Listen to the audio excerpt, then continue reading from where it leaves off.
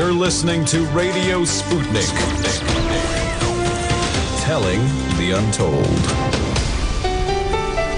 С днем рождения тебя, с днем рождения тебя, с днем рождения, с днем рождения, с днем рождения тебя. Welcome to the Open University of the Airwaves with George Galloway, only on Sputnik Radio. Welcome to the mother of all talk shows. Phew, where did that year go? 1 year old in this incarnation, its finest incarnation, worldwide, global, becoming a media power to be reckoned with. It's the mother of all talk shows, all right. And we've got the mother of all talk shows for you this evening. We've got an American presidential hopeful coming up later in the show. Howie Hawkins, who's seeking the Green Party's nomination for president. We'll be asking, is it a slippery slope for Donald Trump? Certainly looked like one today. It must have been the Democrats that erected that slippery slope without a handrail for a man who's 74 years old today. But we'll gloss over that because Che Guevara would have been 92 today. Imagine. That's more or less the age at which Winston Churchill passed away. And we'll be talking, as always, about him, hero or villain or both. And were the Britain's finest, the master race out on the streets of London yesterday, patriots or far-right thugs? Well, PC Keith Palmer was a good friend of mine. He gave his life defending Parliament from a terrorist with a large knife. And one of Britain's finest thought it proper to micturate, urinate, pee all over the plaque which has been erected in his memory. Supporting Churchill whilst doing Hitler salutes. That's the confused state of the far right of British politics today. And much, much more coming up. Fasten your seatbelts. This one is going to be a bumpy ride. Radio Sputnik.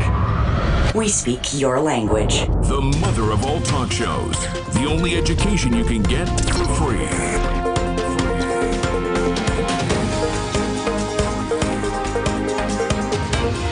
George Galloway. This is Radio Sputnik.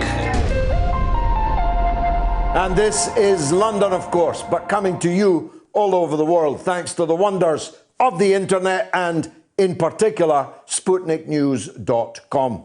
If you're in the Washington, D.C. area, you can listen to the show in crystal clarity on FM 105.5, other magic numbers there. Across the United States, from coast to coast, you can listen to the show on AM from Burning City to Burning City. Or you can listen online, of course, on the aforementioned SputnikNews.com. But many of you, again last week, well over 500,000 of you watched as well as listened to the show. And if you're watching on my Facebook page, please share it with all of your friends, all of your contacts. Let them know that we are on air now. You can watch on my Facebook page, on RT's multiple Facebook portals. You can watch on my YouTube channel, and while you're there, subscribe to the channel. Why don't you? And you can watch it on RT's multiple YouTube channels. You can even watch it on Twitter. And I'm not sure if tonight, because we're a man down, you usually can watch it on Instagram, all of which is a far cry from when this show began in January of 2006, so more than 14 years ago. Then I was on the rather zany but brilliant Talk Sport radio station, and you can still see some of the best encounters on YouTube from those days. Then the show migrated to the United States, a forerunner, actually, of what's happening now. It was transferred to a WBAI, which is part of the Pacifica network, and based in Wall Street, as it happens, in New York City. And then back to talk radio, where our luck ran out with the state censor, otherwise known as Ofcom. And then immediately we bounced back on this glorious, utterly glorious platform, for which I thank every day RT and Sputnik, because now no more local radio for us. Now we are talking to people who understand English in every part of the world, and even some in the United States who are not quite so great at the old English. We have something here, an open university of the airwaves. It is a college of knowledge. There are no tuition fees, and you're encouraged to speak back to the teacher. That'll be me, even though I'm actually almost entirely uneducated in any formal sense. When I left school, I went to work in the Michelin tire factory to learn how to make Michelin ZX radial tires. Most of my adversaries in Parliament, I used to say, could not even change one if they had a puncture on the highway. But I was proud to make them. I make this point because any day now, the factory in which I worked, Michelin Tires in Dundee in Scotland, will close its doors for the last time. And I, for one, am very sad about that. When I look around at the industrial dereliction in this country, the way that we have been systematically deindustrialized by our rulers, I understand why a big section of the British working class is so utterly alienated from the society in which they live in. Many of them, of course, are victims of false consciousness. They imagine that the factory closed or the shipyard closed or the mine closed because of people with faces darker than them, because people who pray differently to them have arrived in this country in the interim. But nothing could be further from the truth, a theme to which I shall return. We'll be talking, of course, about the potential for race war, which exists in this country and more particularly in the United States of America.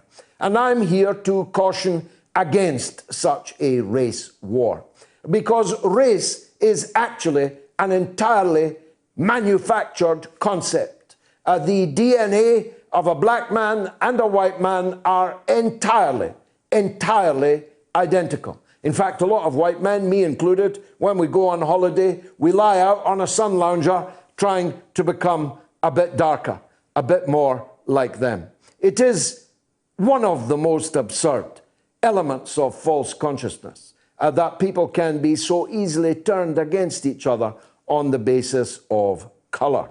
There are many others, but colour is the one we're fixated on this weekend after the shocking scenes in London. And I'm no longer shocked by the scenes I'm watching from the United States. But for worldwide viewers and listeners, what happened yesterday was a group of people calling themselves patriots, although a disturbingly high number of them were giving Adolf Hitler salutes. Confused? They are absolutely confused. And that's one of the issues that the rest of us have to face.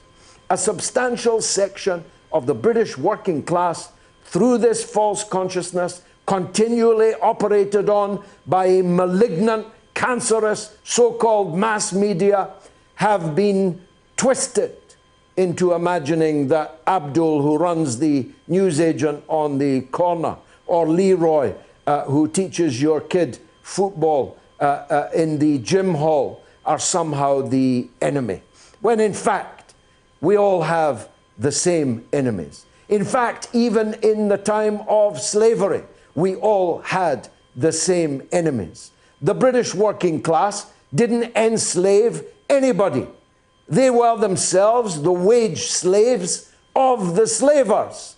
The slavers treated the slaves Much worse, of course, and they were literally owned property, but the lives of the wage slaves in the 18th and 19th century, and indeed in a very considerable part of the 20th century, were not all that far removed from the economic and social position of the colonized peoples around the world.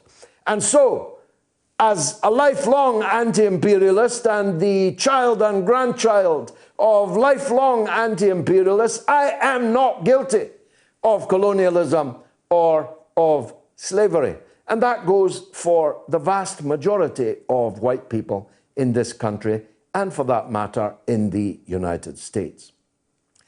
Am I against, therefore, Black Lives Matter? Absolutely not.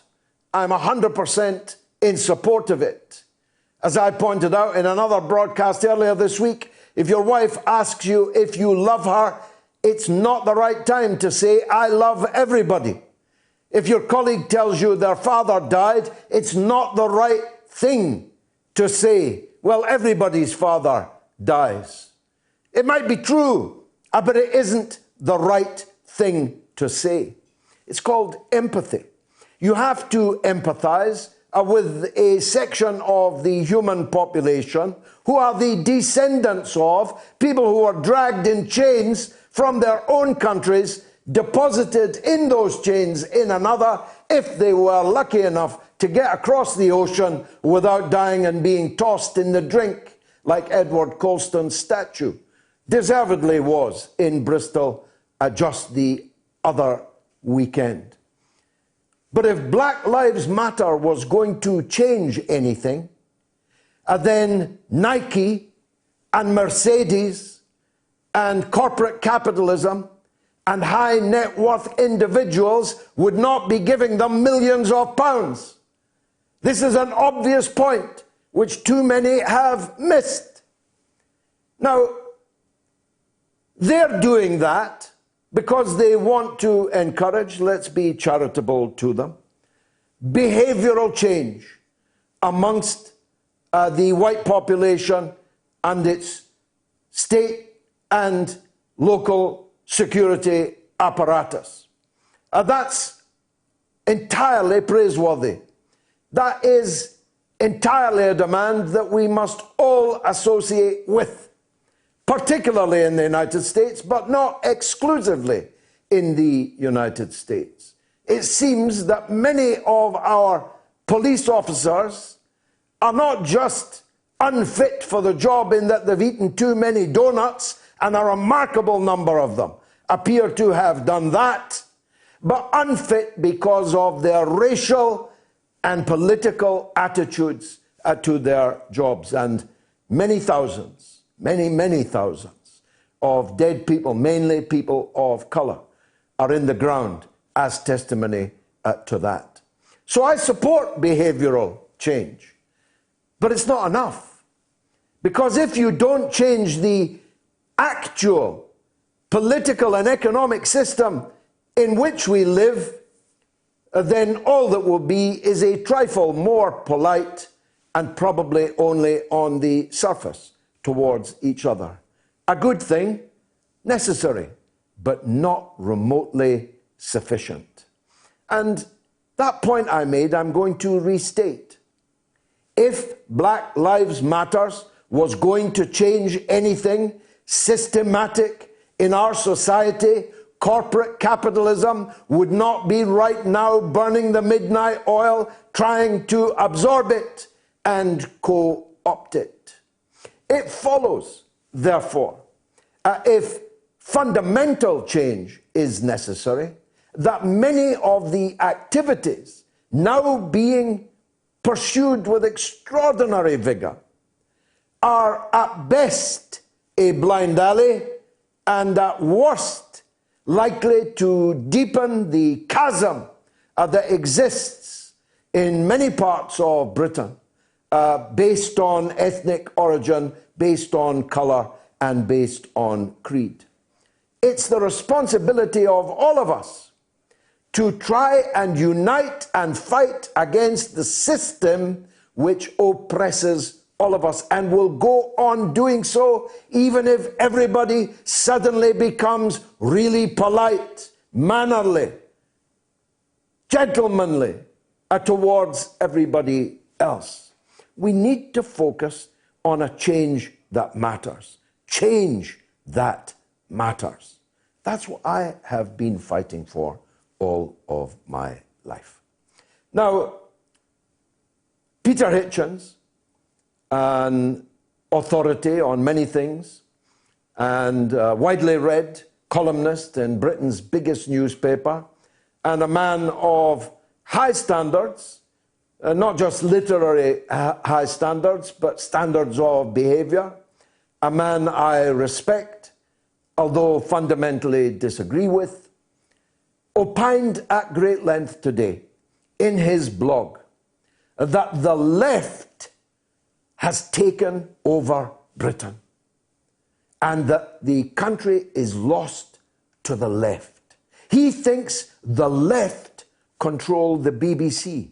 He thinks the left control the mass media. He thinks the left control the civil service. He thinks the left control the police. He thinks the left are in charge of everything. But that's because of how he defines the left. If instead of the left, he had said liberals, small l, liberals are in control of Britain, he would have had a point. And that is one of the reasons for the mass alienation that we see in our country, in the United States today. You see, I want a culture change. I want a cultural revolution. But I ain't no liberal, bruv. I believe in things that Peter Hitchens believes in, and that many of you watching and listening may not. I believe in patriotism. I believe in order, in discipline, in family, not just one's own children, for whom we have a lifelong responsibility, but for one's parents, who should be living with us. And we must demand state policy on the tax system that allows our parents to be living with us and not farmed out to a granny farm somewhere, only to perish because of the grotesque incompetence of our government and the greed for profit of some of those who own and operate those granny farms. I believe in defense. I believe in having an armed force to protect us. I just don't think we need an armed force to go around attacking other people. I believe in having a police force. You'll never catch me demanding that we defund the police. And it is true that the liberal nostrum of individualism has spread throughout our country to the extent that it is the prevailing orthodoxy. Well, I am not an individualist. I'm not a liberal, and I'm not a libertarian. And to an extraordinary extent, these two apparently disparate currents of thought actually have conflated around the coronavirus issue and other issues too. I believe in us and always. Not just me and now, us and always. Us together in the best and most practicable unit that we can construct. A unit that we can democratically control. A unit that can democratically take charge of our own destiny. Independent, not a slave to anyone else, not following the diktat of anyone else. That's the culture change that I want to see in this country. And if we'd had it, the factories wouldn't have closed. The mines would not have closed. The workshops, the shipyards would not have closed. And working class life in this country would not be the hell it is for millions and millions of working class people. And if that were so, they would not be out on the streets looking for Muslims to attack, black people to attack, people that look or act different to them to attack. That's going to be a big theme this evening. And I want to hear your point of view on it, by phone, by email, and on the Twitter feed. Now, I want to turn to my first guest. I watched, as I told you over the last couple of weeks, I've now watched it twice. Epstein, Jeffrey Epstein, filthy rich, no doubt, but what's more important than being filthy rich was that he was filthy. And even more important than that, he was filthy with a reason. He was filthy with a purpose. He was filthy on somebody else's behalf. Somebody was using Jeffrey Epstein. Who might that have been? You're going to enjoy my interview with Conchita Sarnoff, who's a real specialist, and it comes up right after this. You're listening to Radio Sputnik. By Any Means Necessary is your guide to the movement and efforts shaping the world around us, from mass incarceration. No longer am I interested in or concerned with prison reform. I am interested only in the eradication of prisons. To the battle between police and water protectors. It was a pretty punishing disregard for the sanctity of human life, that unleashing water cannons on peaceful, prayerful water protectors. From efforts to protect the environment. The climate movement is ready to, with plenty of opposition research and force and strength, along with, the right of both science and morality, to fight them on this. To the movement for Black Lives. When I first saw the Michael Brown video, and I saw that it clearly contradicted the narrative put forth by the Ferguson Police Department and by police supporters in general, 3 words came to mind: color me shocked. Stay tuned to By Any Means Necessary, 5 days a week here on Radio Sputnik. Radio Sputnik. We speak your language. Find us at SputnikNews.com. George Galloway and the mother of all talk shows. Join us at the College of Knowledge, where there are no tuition fees. We are talking 24 hours a day, 7 days a week. You are listening. We give you the most essential out of the endless information space. Radio Sputnik, telling the untold. The mother of all talk shows. The only education you can get for free. Only on Sputnik Radio. Now, just while we're trying to contact our first guest, Conchita Sarnoff, who is the Executive Director of the Alliance to Rescue Trafficked Victims, as well as being a celebrated author, let me introduce the first poll of the night. Were the protesters in London on Saturday patriots or right-wing thugs? A, patriots, B, right-wing thugs. You can vote now on my Twitter feed.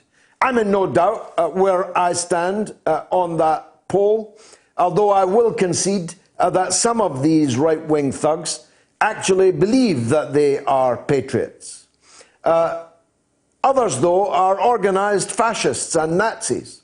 That's why they give so many Hitler salutes that this can no longer be hidden. The photographs and video of it from yesterday and from 1,000 other occasions all make that perfectly clear. The swastikas that some of them have literally tattooed onto their skin, or the veneration of Hitlerism and so on, that they display on their WhatsApp groups and their other gatherings, increasingly digital gatherings around the world. One group of Nazis, National Action, have already been proscribed as an organization, as a terrorist organization here in Britain, and some of its leading figures have gone to prison for continuing to operate their virulently anti-Semitic, racist, fascist, Nazi organization. And some of them were there on the demonstration yesterday. The leader of the organization called Britain First, although embarrassingly for them, they misspelt Britain on their banner. They put the I before the A. They are Britian First. And they were there too. Others, devotees of the guru that is Tommy Robinson, were there, still claiming that they are not racist, they just don't like Islam. But the events yesterday, of course, had nothing whatsoever to do with Islam and everything to do with colour. And yet they were there in one incarnation or another. So there were plenty of organised right-wing fascists. But here's the rub. There wasn't much more than 1,500 of them in total. That is the organised fascists and the others who may have been acting out of a misguided sense of patriotism. And so if in total they were 1,500, it's true what Paul Mason said today, that these people, these far-right groups and individuals, have no social power. They have no social power. That is, of course, the opposite of what Paul Mason had been claiming in the run-up to the Brexit referendum and virtually every day since the Brexit referendum. According to people like Paul Mason, a Trotskyite liberal, lover of NATO, former BBC man, of course, according to them, Brexit was an expression of enormous social power on the part of these people. And of course, it was nothing of the kind. Brexit was about seeking to take back control of your own life. Now, leaving the EU will not achieve that, but it is necessary to leave the EU in order to achieve that, because the rules of the EU make it literally impossible, illegal, to take back control of your own country, to decide that you're going to run a deficit in your own country in order to, I don't know, send people to university, or save your steel industry, or refloat your shipbuilding industry. Can't do that and remain in the EU. And in the EU, of course, you cannot even take the most basic of decisions as to who is allowed to come and live in your country. And so all these Remainiacs who caused such grief and caused the death of the Jeremy Corbyn project in the Labour Party in Britain bear a heavy responsibility for any radicalisation that does exist amongst alienated working class people, because their contempt for the democratic rights of the British people accentuated this takeover by liberalism that, in truth, Peter Hitchens is bewailing in the Mail on Sunday blog today. So, we've not yet got Conchita. Let me deal with some of these social comments. This is an email. Can you use the power of Moats to help an unemployed man from London, please? Apparently, no matter how hard he tries, Prince Andrew cannot get the FBI to accept his help with their inquiries. Moats could be the answer. I know work is in short supply, but I'm willing to stump up his airfare to Washington. Could you ask if there's any Moats listener in the Washington area if they can give him a lift from the airport to the FBI headquarters? Best, Tony Getliff. Brilliant email, Tony, and of course a reference to the continuing farce where the FBI wished to question the son of the Queen over his involvement with crimes committed by Jeffrey Epstein, either as a witness or perhaps one day as a suspect, but certainly as a witness. And the absolute refusal of Prince Andrew to comply. Why doesn't he get on the aeroplane and go there? That's what I'd do. That's what I did when I flew to the US Senate in 2005. Some people told me, don't do it. They'll put you in an orange jumpsuit and you'll end up in Guantanamo Bay. And I said, only after I've been able to appear on worldwide television putting them on trial. And if they do, it will be worth it. Jim from Belfast says, George, the other week you were dressed as Arkwright from Open All Hours. This week it's Trigger from Only Fools and Horses with that blue suit. Where's your broom? Lol, great show. It's not a blue suit. I've got my black Levi's on, as always. It's a black jacket from Marks and Spencer, and it cost me £24, brand new. Top jacket, I think. And do I look like Trigger? And which would be better to look like? Arkwright from Open All Hours or Trigger from Only Fools and Horses? Sorry, Georgie boy, but I'm not listening anymore, says someone sending me a message. Your support for this BLM nonsense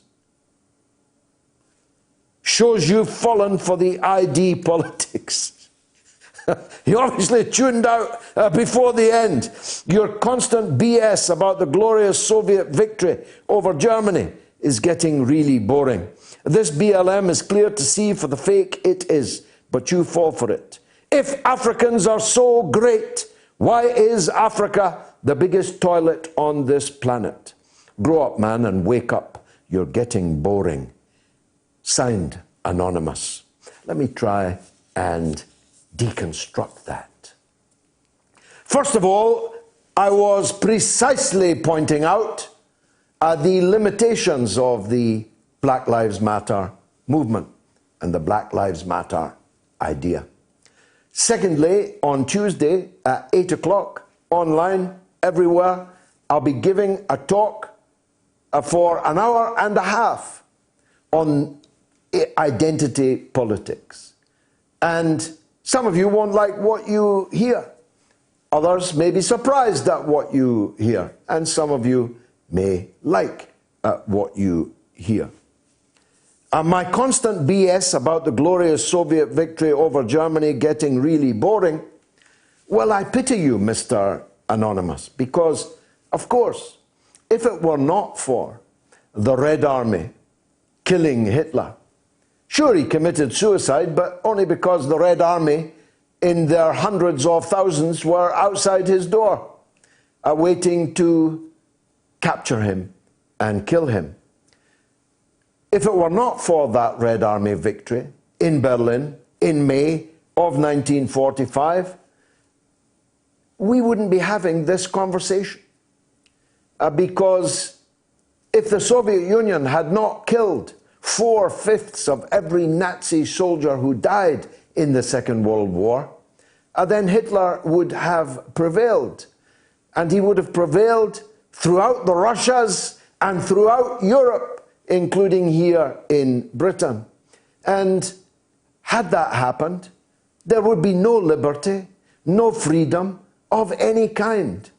So I'm astounded at the comment that you make about that. I saw someone at the Cenotaph yesterday saying that Winston Churchill killed Hitler.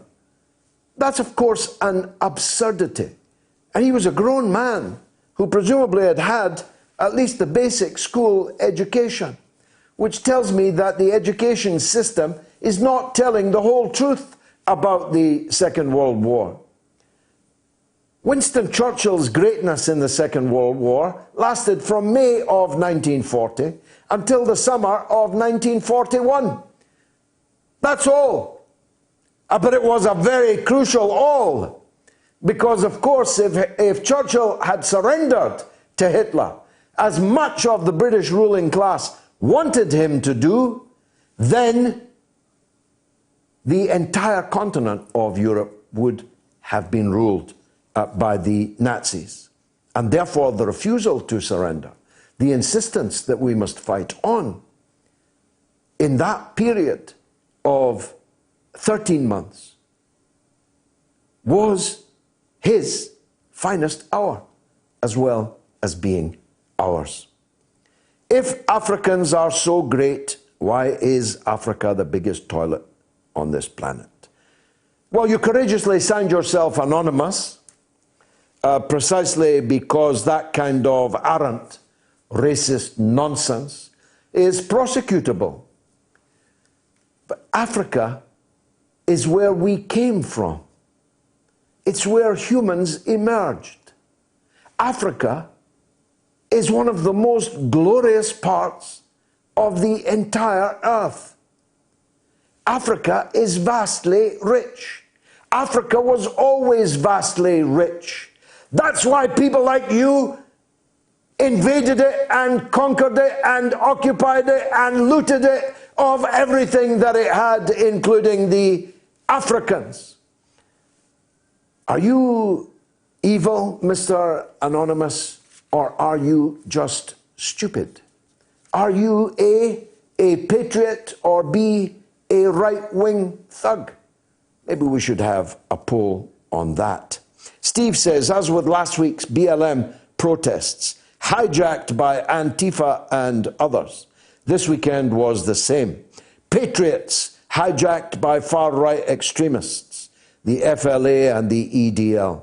Vets in attendance, behaving and clearing up afterwards. There is extreme on both sides. We all need to accept and acknowledge that. Well, it was quite a small group of people, Steve, and the extremists, therefore, were an extremely large percentage of those who were there. And I'm not sure about the behaviors of some of the vets.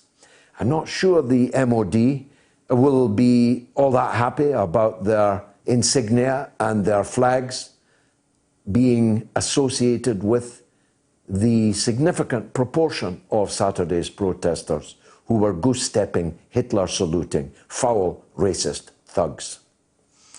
SDP in the West Midlands, 3 groups and 2 lots of thugs, right and left, and then a whole lot of folks who wanted to protest on either side, but had to contend with the idiots.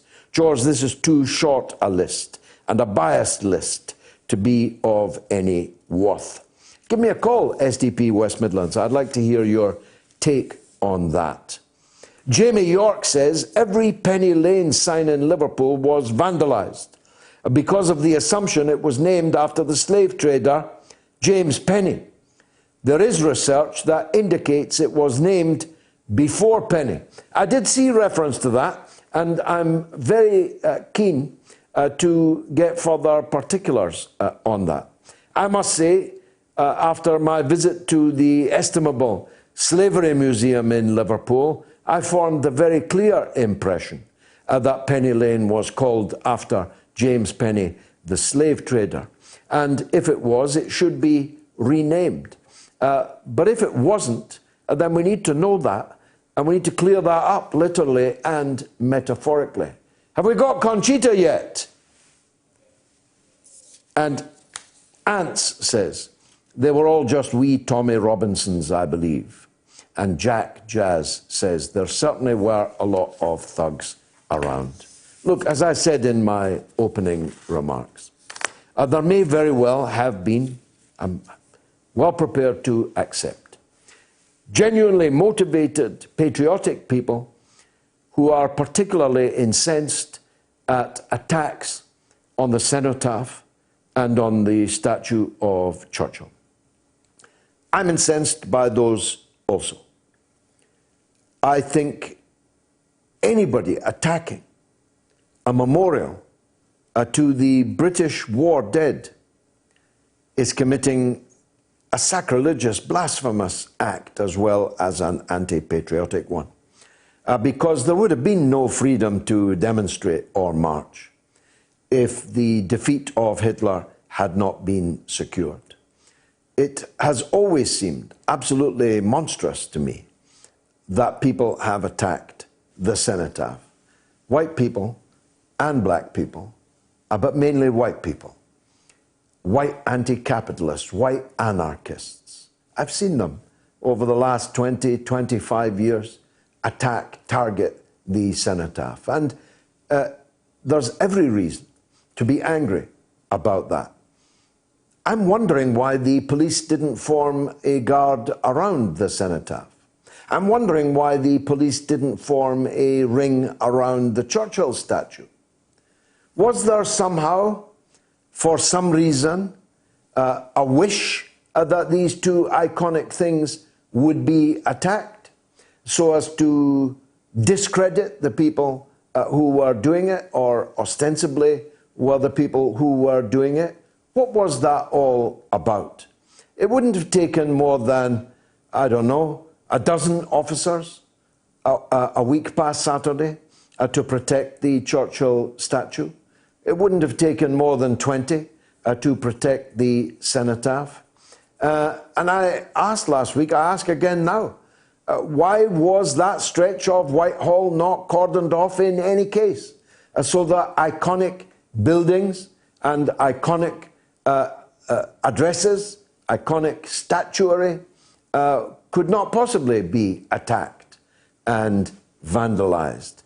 I'm still waiting for an answer to that. Let me take a quick break, and hopefully when we get back, no, she's here now.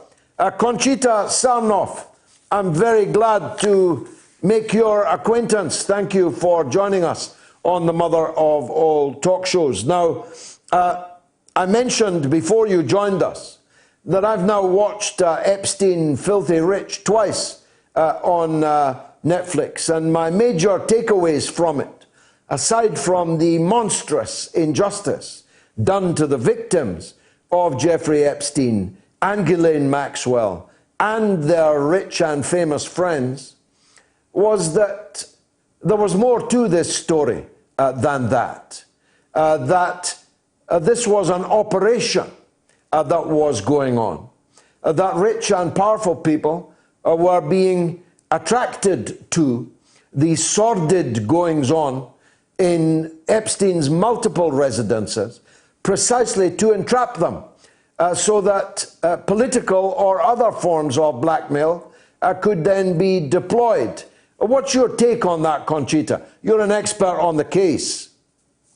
Well, first of all, George, thank you very much for having me on your show. As you know, I have been an advocate on behalf of victims of human trafficking since 2006. And it was because of my investigations of other cases that I stumbled into the Jeffrey Epstein case in 2009.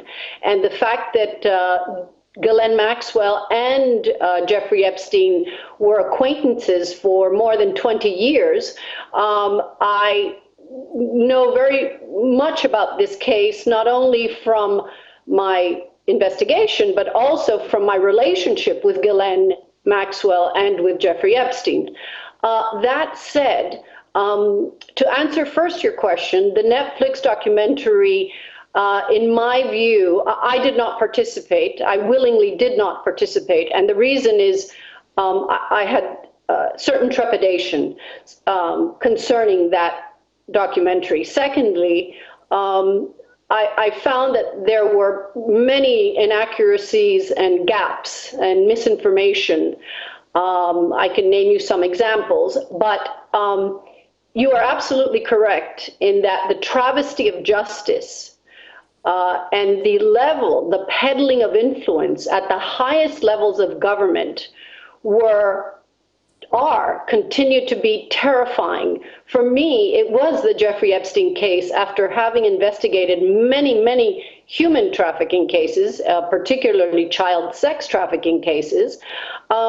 It was the Jeffrey Epstein case that for me became, and the reason that I've invested 10 years of my life following this particular case, because I knew that this case contained all the elements necessary for our governments, and I say that in plural, to not only create new laws, but enforce existing laws. For example, in the United States, we have, since the year 2000, the Trafficking Victims Protection Act, that's TVPA. And TVPA was signed under President Bill Clinton, and it was enacted in the state of Florida, where Jeffrey Epstein was first arrested in the year 2000. So why didn't the government actually enforce TVPA? Well, as you, in your country, you have several laws as well, not the TVPA, but similar laws. Those laws rarely are enforced. And so for me, the driving force behind this case, and the reason for me this is the most important case, is because it brings together elements of injustice, elements of abuse of power, elements of influence peddling, of cronism, even, in fact, this issue, particularly in the United States, of campaign finance reform. So for me, this is the critical case.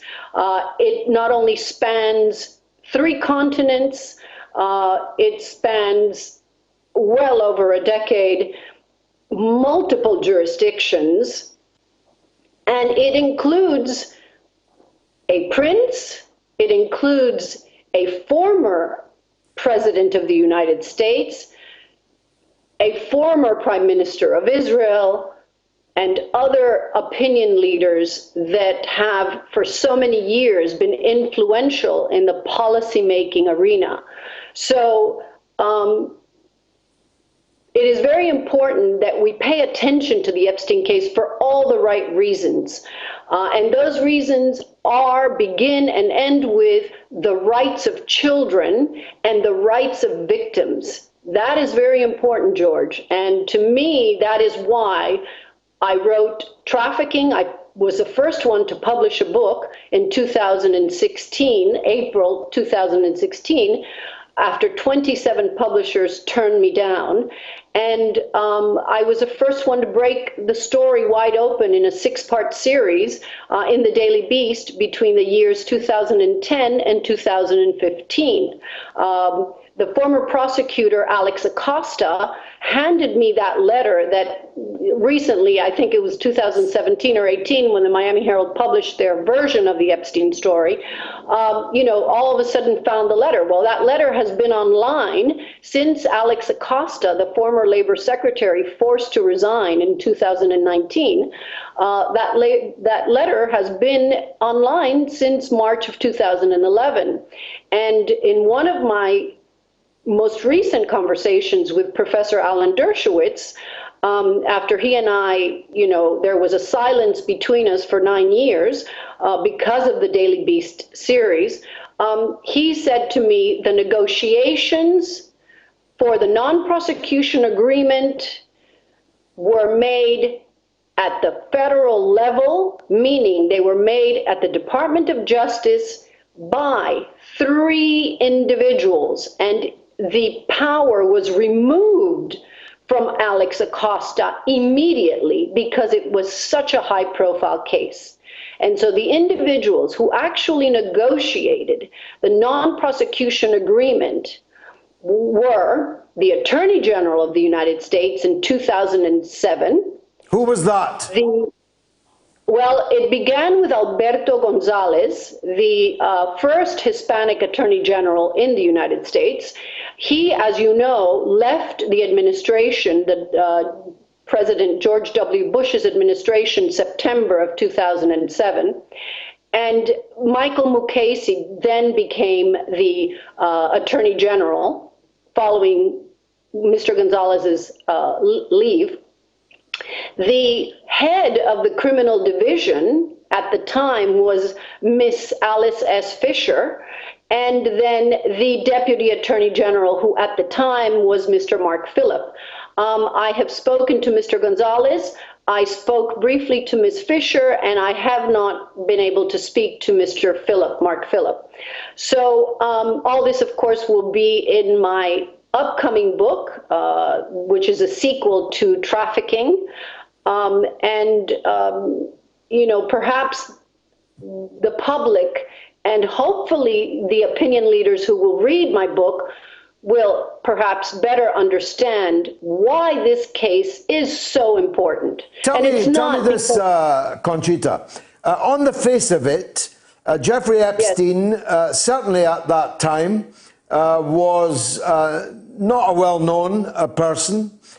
He was an ill-educated, undereducated huckster, good at using other people's money, particularly the underwear mogul Wexner's money, the Victoria's Secret's man.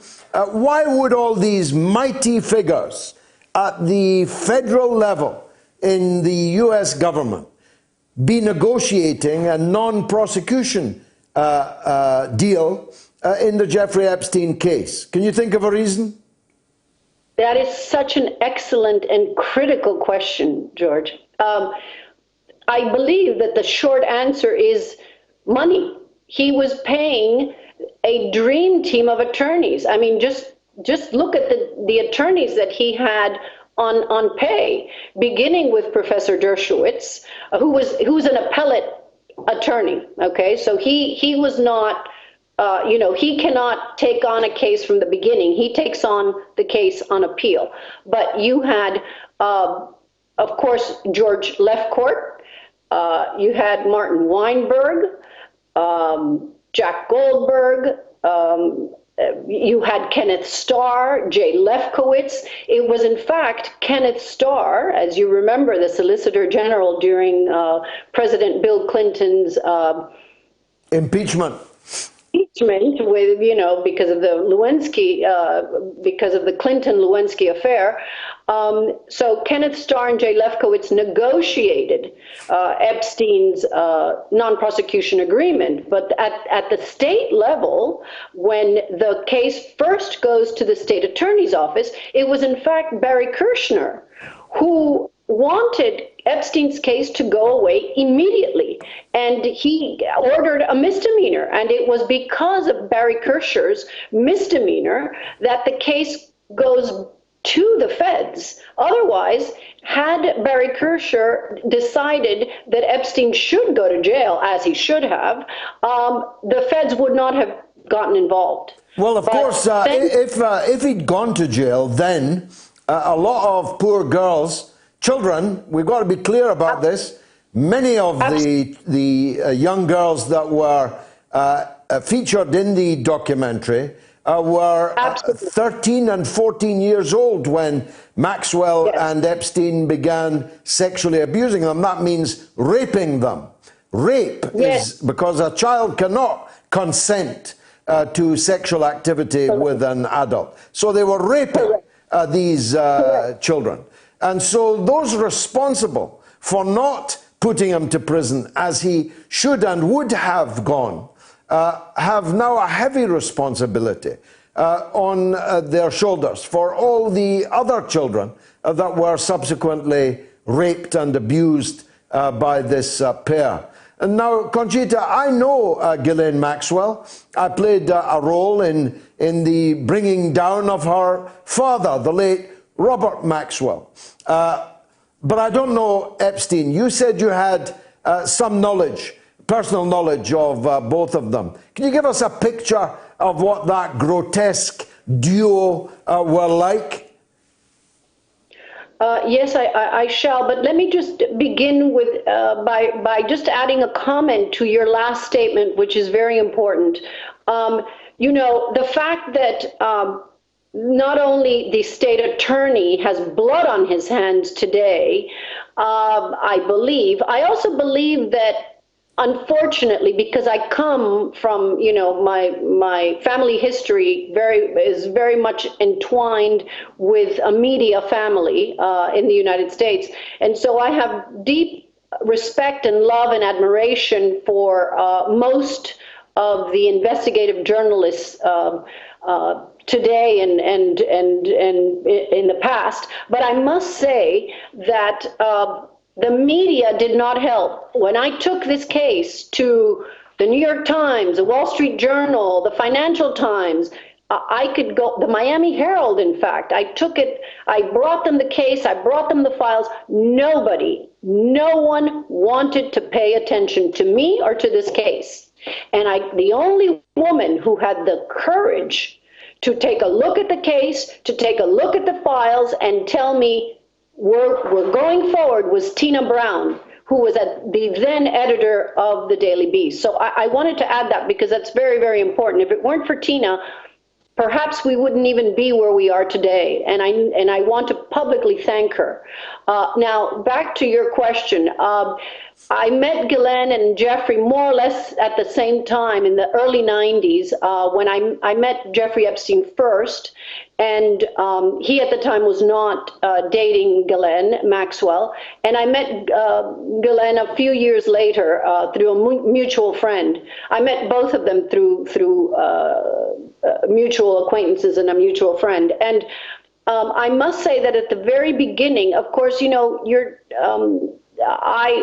I didn't know Epstein, so the only thing I knew at the very beginning was that here was a man, when he came to my home, which was the first time we met, he played the piano. I had a piano, and he played beautifully, and he was charming, I must say, and, you know, a man of many interests, and he seemed nice enough, curious enough, so I thought he was an intelligent man, and we ended up seeing each other at different events, etc. And then I met Ghislaine Maxwell a few years later, and she still was not dating him at the time, and and she too was quite charming, far more educated than Jeffrey Epstein, and a woman who seemed, you know, to have the pulse on things. Also highly curious, vivacious, you know, multilingual, highly educated, and so Ghislaine and I became friendly. Pretty much, she knew of my former husband's family, and of course I knew of her family, and so it became an acquaintanceship, and we would see each other at events and etc. So when I found out that they were dating, and I was quite surprised. I didn't think that Epstein, I didn't think Ghislaine Maxwell would like someone like Epstein. It didn't occur to me that they would be a couple. And then, of course, you know, you realize that Ghislaine must have suffered a great deal after her father passed. And I think Jeffrey, to her, was more of a savior, a protector, someone who took over the role of father. And I do believe, because she did tell me at one point, that she was in love with him and wanted to marry him. And I believed her. There was no reason not to. And the times that I did see them together, I certainly didn't see them with underage girls. Otherwise, I would have, you know, screamed loud and clear way before 2009. So I never saw them. When I went to his home in Palm Beach, I never saw anything untoward. You know, it was shocking. It was shocking to find out later. But one thing, and I wanted to mention this one red flag, I was at the Clinton Global Initiative in 2007, and I was speaking to a former president of Latin America, and Ghislaine came from the back, and she picked me up as I was speaking to the president, and I found that so shocking and just so improper, given the venue where we were, and obviously I was speaking to someone who was a head of state. And then I realized when he looked at me in a certain way that, oh my goodness, there's something here that I don't quite understand. And he asked me, the former president said to me, how do you know Ghislaine Maxwell? But the way he asked me, being a Latin man, I know, you know, the nuances are there. And so I picked up on the nuance, and I realized, oh, there's something here that's unusual. And so that was 2007. I saw Ghislaine again, I think one more time in 2009, and then that was it. I was off and running on this investigation, and of course, you know, the rest is history. I don't need to tell you. Yeah, sure. Where do you think she might be now, and why is no one looking for her? What a great question. Another great question. I believe she is in an unextraditable country. As you know, she is both a British and a French citizen. She is not an American citizen. So there aren't any criminal cases against her. You know, I'm sure you know this. And so the fact that there are only civil cases points to a rather interesting phenomena, in that because, according to my conversation, again, with Professor Dershowitz, the statute of limitations is such that I don't think Ghislaine Maxwell can be criminally charged. She has not been criminally charged so far. All of the cases against Ghislaine Maxwell are civil cases, which means that the plaintiffs are asking for compensation, that is financial compensation. I don't know if there will be a criminal case filed against her, at which point I would assume that the Department of Justice would force an extradition from wherever she is. She's certainly not going to come near the United States. She's not in Britain. She's not in America, it would appear. Might she be in Israel? Well, I don't know if Israel would be the right venue for her. I would think more somewhere in the Middle East. That is, there are only 9 countries in the world where the United States cannot extradite. But isn't it interesting, George, that, you know, as you might have heard, the Attorney General William Barr said the other day publicly on a television show that he is looking to interview Prince Andrew simply for, quote, evidence. That means that no criminal charges pending, just simply the Attorney General and the Department of Justice in the United States want to find out what Prince Andrew knows and what, quote, evidence he can provide. Now, if Prince Andrew, who was the only one who pointed fingers at Ghislaine Maxwell, beside the plaintiffs, of course, beside the victims, who in their complaints are all pointing fingers at Ghislaine Maxwell,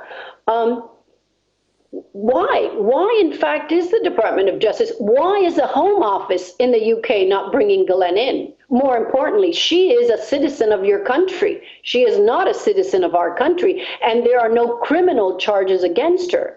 The other situation, and I think this is an important one, is that Virginia Roberts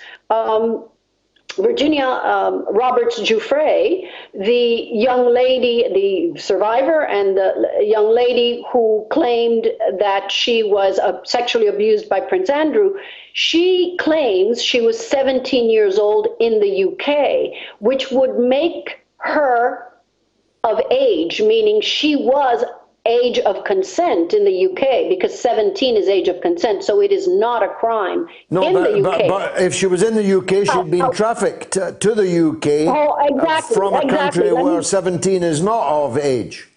Hold on, let me get to that. Yes, exactly. That's my point. That is my point. So my point is, she claims that in the UK she was 17, and the first time that she was sexually abused by Prince Andrew in London, she was 17. Well, in London, that would make her of age. However, in the US, because she came from Florida, she was not age of consent. In Florida, age of consent is 18.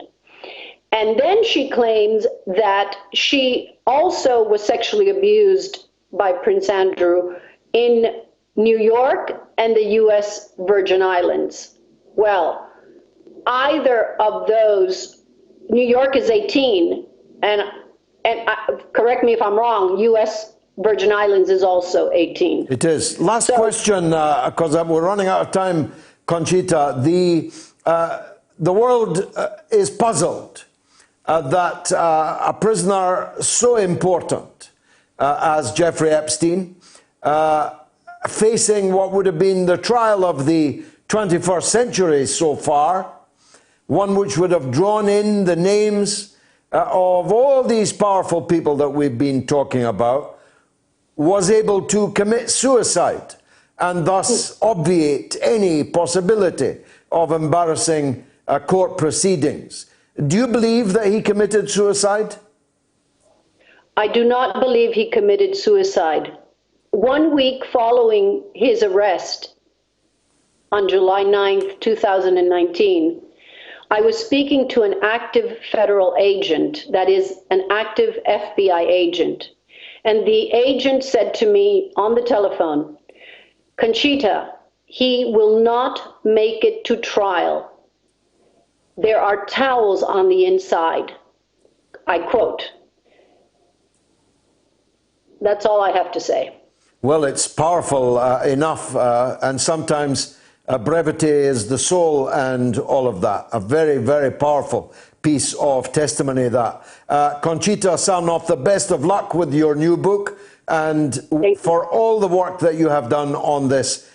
All decent people in the world, thank you. Conchita Sarnoff, Alliance to Rescue Trafficked Victims. Now, it's our birthday, and I'm looking longingly at this cake, which my wife has provided, but there's no candle on it, so we need to blow out the one candle, if someone can get me that. And in these non-smoking halls and days, get me a lighter to light it with. Let's take a break for the news with Jamie Lowe.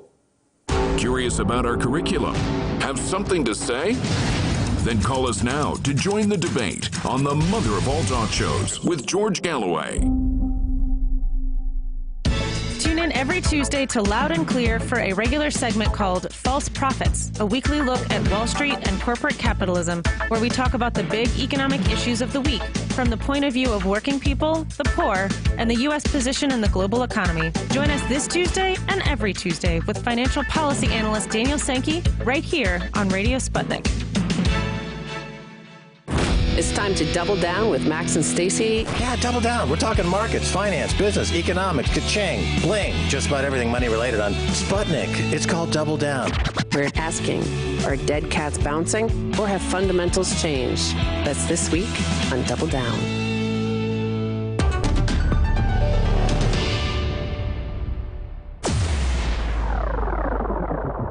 Radio Sputnik. We speak your language. Find us at SputnikNews.com.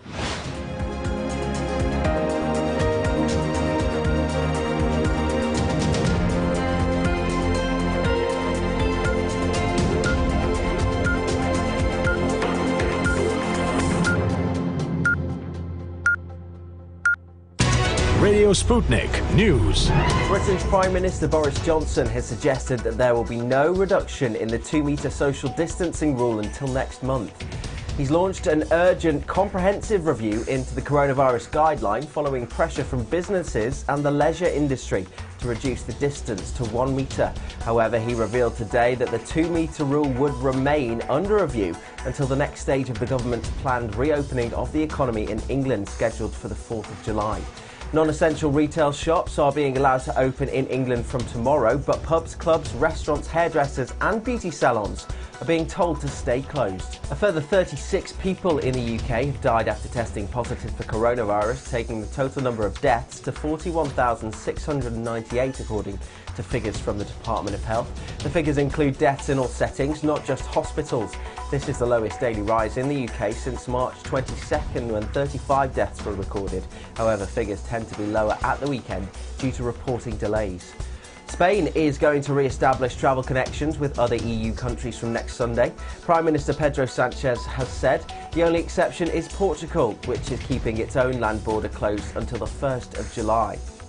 India is to convert another 500 railway carriages to create 8,000 more beds for coronavirus patients in Delhi amid a surge in infections there. An area of the Chinese capital, Beijing, has been put under strict lockdown measures after the city's first coronavirus cases in more than 50 days. Beijing's largest wholesale food market was shut down following a rise in local infections. There were 57 confirmed cases in China in the 24 hours to midnight on Saturday. The National Health Commission has reported it was the highest daily toll since mid-April and included 36 in Beijing. The new cases come amid mounting worldwide concerns over a second wave of the COVID-19 pandemic. Brazil has overtaken the UK as the country with the second highest number of COVID-19 deaths in the world after recording 41,828 fatalities.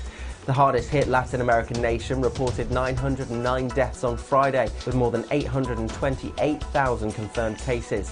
It's now just behind the US with the second highest number of coronavirus-related deaths. President Jair Bolsonaro has come under fire for his handling of the crisis after he dismissed the pandemic as a little flu and has refused to wear a mask or practice social distancing.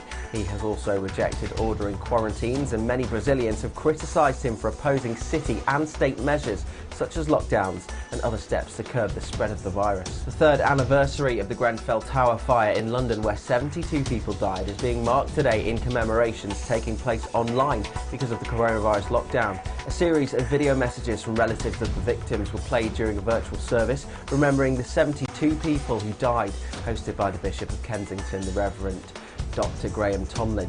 Survivors group Grenfell United has asked homeowners across the UK to display green lights from windows from 10:30 p.m. tonight. And in the United States, Atlanta's police chief has resigned after the fatal shooting of an African-American man during an arrest. Rayshard Brooks, aged 27, was shot by an officer during a struggle at a drive-thru restaurant late on Friday. On Saturday, protesters set fire to the Wendy's restaurant where the shooting occurred, and Police Chief Erica Shields later handed in her resignation. Police in the UK have made an arrest after a man was photographed apparently urinating next to a memorial for PC Keith Palmer, who was stabbed to death during a terror attack in Westminster.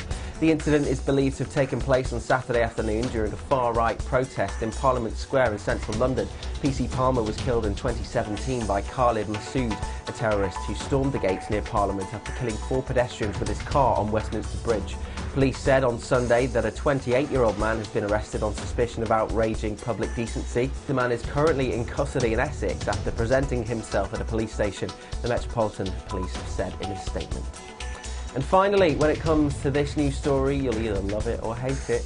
There's a Marmite shortage. The economic fallout from the coronavirus has spread to the British breakfast staple, with Marmite's manufacturer announcing it can no longer produce large jars of the brown, sticky paste. That's because Marmite is made from yeast extract, a crucial ingredient that's a byproduct of beer brewing. And with brewers slowing or stalling productions after pubs and restaurants were forced to close in March, it's now in short supply. The company confirmed that stock levels were being affected, adding, as a temporary measure, we've stopped production of all sizes apart from our 250-gram size jar.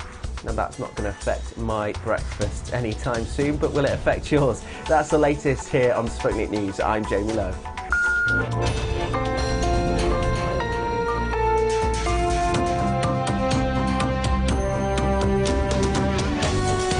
You're listening to Radio Sputnik. Telling the untold. Welcome to the Open University of the Airwaves with George Galloway. Only on Sputnik Radio. You're watching the mother of all talk shows on all platforms on our birthday, the first birthday in this incarnation of this now global media event. And we've now got to interview several presidential candidates or would-be presidential candidates for the presidency of the United States. One such is Howie Hawkins, who is seeking the Green Party's nomination for president. As I've said many times, nothing speaks to the decline of the United States than the contest, the putative contest, of Joe Biden versus Donald Trump. Seldom could my old adage of 2 cheeks of the same backside have been more apposite than that. And so many people are desperately searching for a third-party alternative. We interviewed more than once the last Green Party candidate in 2016, Dr. Jill Stein, and I was proud to openly support her campaign. And I hope I can do the same again when the Green Party chooses its nominee, which will be quite shortly. And Howie Hawkins is, I think it'd be fair to say, the leading candidate in the race for that position. And if I'm lucky, Howie Hawkins is on the line now. Howie, welcome to the mother of all talk shows. Thank you. It's good to be here. Now, you say it's good to be here, but you lambasted Dr. Jill Stein for her relationship with RT, and yet you contacted us to be on this show this evening. An apparent contradiction. Clear it up, if you will. I didn't lambaste her for going on RT. I've been on at least half a dozen times in the course of this campaign, so I'm not sure what you're referring to. Oh, I'm referring to a much-watched video in which you lambasted Dr. Jill for going to an RT event in Moscow. I was also at it. Yeah, I thought that what she had to say, which was about international policy, would be ignored. And, you know, that's what happened. They took a picture of her and it was broadcast all over the world like she was sitting there with Putin and General Flynn. And in fact, Putin just sat down at the table for a minute. She didn't really interact with him. So, you know, I thought that wasn't probably the best thing to do in the course of the campaign. It'd be fair to say, though, you have a rather poor view of President Putin and of today's Russia. Yeah, but I don't buy into the Democratic narrative that because whatever they did in the election means that we should escalate the Cold War with Russia, or that we should censor the internet, or that it excuses Hillary Clinton for losing the 2016 election. That was the Electoral College, not Russia, that did that. So I'm not in that camp. But you do think that Russia was a malign actor in the 2016 election, because I've seen you say so. Yeah, that's what intelligence services do. The United States does it too. You know, it's no big surprise. Well, somebody else that you lambasted in the same interview was Julian Assange. You weren't exactly supportive of Julian Assange. Explain why.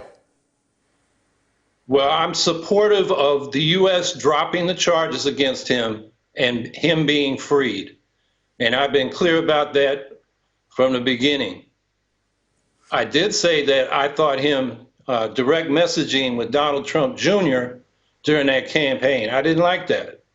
You know, the Trumps represent the most racist reactionary forces in this country.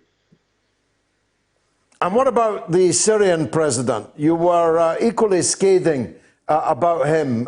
Just explain why you take that view, given that the Syrian government is trying to fight off, with Russia's help, some of the worst head-chopping, throat-cutting fanatics to be found anywhere on the globe. Well, those people should be defeated, the jihadis. There was also an uprising of people demanding bread and freedom nonviolently, and Assad was repressive toward them. That's my criticism of Assad. But you want him to win the war? The jihadis should be defeated, yes. By him? Well, yeah, he's fighting them, and the Russians are helping him. So, yeah, okay, I'm glad we've cleared that up, if we have cleared it up.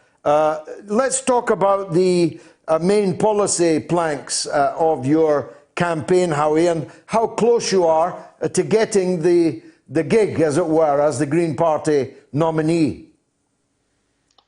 Well, to the latter question, I think we're about 90% of the way to a first round win in the Green Party convention on July 11th. And we expect to get over the top by the end of this coming week. In terms of my policy platform, I've been framing it around 3 life or death issues, and now we have a 4th, the coronavirus crisis. And I'll talk about that first. The United States has 4% of the world's population and 30% of the COVID-19 deaths because Both governing parties in this country are presiding over a failed state. They can't figure out how to test people, trace the contacts, and quarantine those infected, like most organized countries around the world are doing, and have been able to successfully suppress the virus to a great extent. So that's number one. Neither party is putting forward a program. Trump is incompetent and really indifferent, and Biden has been invisible, and when he pops his head up, he's incoherent. He doesn't make clear demands about what we need to do now. So that's one. Second life or death issue is the climate meltdown. And I've been calling since 2010. I was the first candidate in the United States to call for a Green New Deal to transform all our productive systems to zero to negative greenhouse gas emissions and 100% clean energy by 2030. So we have an eco-socialist Green New Deal that will do a lot of this through the public sector, a public energy system, public transportation system, and manufacturing green manufacturing equipment so that we can transform our productive systems. Second issue is inequality, or the third issue, third life or death issue. Working class life expectancies in this country are declining, and that's inexcusable. So we call for an economic bill of rights, so everybody has the right to a living wage job, income above poverty, affordable housing, comprehensive health care, lifelong tuition-free public education, and a secure retirement. And then the last issue that's life or death that none of the presidential candidates in this country are talking about is this new nuclear arms race. We're just about to see the last bilateral treaty between the United States and Russia on nuclear arms, the Strategic Arms Treaty, expire next February 5th, and there are no negotiations going on. So what I'm calling for is tension-reducing initiatives, cut the military budget by 75%, withdraw U.S. troops from these 7 shooting wars and all the over 100 countries where special operations take action every year, from the over 800 foreign military bases, pledge no first use of nuclear weapons, disarm to a minimum credible deterrent, and then go to the other nuclear powers and say we want complete and mutual nuclear disarmament. And we'll have the support of the 122 nations that agreed to the text on the treaty on the prohibition of nuclear weapons 3 years ago. So that's a huge issue that we want to make a top campaign issue. So that's the core of my platform and what I'm running on. Well, it's powerful for sure. Howie, where do you start? Maybe this all occurred after your platform was drawn up, but you are obviously going to have to deal with it. What about the conduct of the police in the United States? Everyone all around the world can hardly turn on their phones without seeing another video of another police officer murdering another black man. What's your stand on all of that?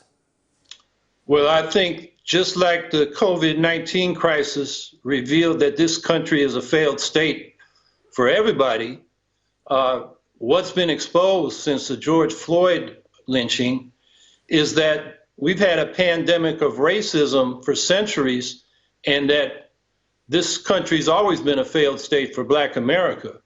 So what we're calling for is obviously what they call defunding the police. Stop having the police harass low-income people, people of color, for non-criminal offenses, low-level offenses, just to fill the mass incarceration system, and transfer those funds to people that can deal with problems like homelessness. Homeless people need a home, not a cop coming and push them along or arrest them for vagrancy. People with mental health crises or drug addiction need medical treatment, not a police officer. So that's one thing. And the other thing we're talking about is community control of the police. We need elected police commissions with the power to hire and fire the police chief, to investigate and discipline officer misconduct, and to negotiate contracts with the police unions, which tend to have special provisions in their contracts which protect officers from accountability. And then the other thing we're calling for is automatic federal investigation and prosecution when the police violate the civil rights of a person, including injury and death. And we call it the Johnny Gamage Law, named after a guy from the neighborhood I'm sitting in named Johnny Gamage, who was suffocated to death by police in Pittsburgh suburbs in 1995 when he was visiting his cousin, also from this neighborhood, who was playing football for the Pittsburgh Steelers. So we need the local district attorneys and even the state attorneys general are too close to the local police. They're not distant enough to do a real independent investigation. So we want the Department of Justice to do that. Now, of course, we need somebody other than Bill Barr in charge of the Department of Justice for that to work. Now, finally, and I'm grateful for your time, Howie, and your busy schedule. Many people think, I'm one of them, I should tell you, that the former governor, Jesse Ventura, would be, if you like, a more high-profile candidate for the Green Party. And I know he's in the race, which, by your description, is more or less over. What would you say to supporters of Governor Jesse who think he'd be a good candidate to run? Well, he's not running, and he has said he's going to support the Green Party. So I would urge them to get on board, because we have a real opportunity with the Green Party here with this miserable choice between Trump and Biden to have a real impact and to advance our platform. And we get a strong vote in November, and that gives us leverage in the political process going forward. I mean, I've experienced that. I got 5% running against Governor Cuomo in 2014 when he was trying to run up the vote to get ready to run for president. And he couldn't take us for granted. And he had to adapt to what we were demanding. So he accepted 3 demands he had never supported before: a ban on fracking, a $15 minimum wage, and paid family leave. So we don't have to win the office to have a big impact. And that's what we aim to do as we go through this election. Well, best of luck. Howie Hawkins, thanks very much indeed for joining us on the mother of all talk shows. That's Howie Hawkins, the putative Green Party candidate against Donald Trump and Joe Biden in the upcoming presidential election. Well, the protesters in London on Saturday, patriots or right-wing thugs? A, patriots, 31%. B, right-wing thugs, 69%. Get your vote in now on my Twitter feed. You've got about 34 minutes to vote on my Twitter feed on that poll. Let me take a very, very brief break.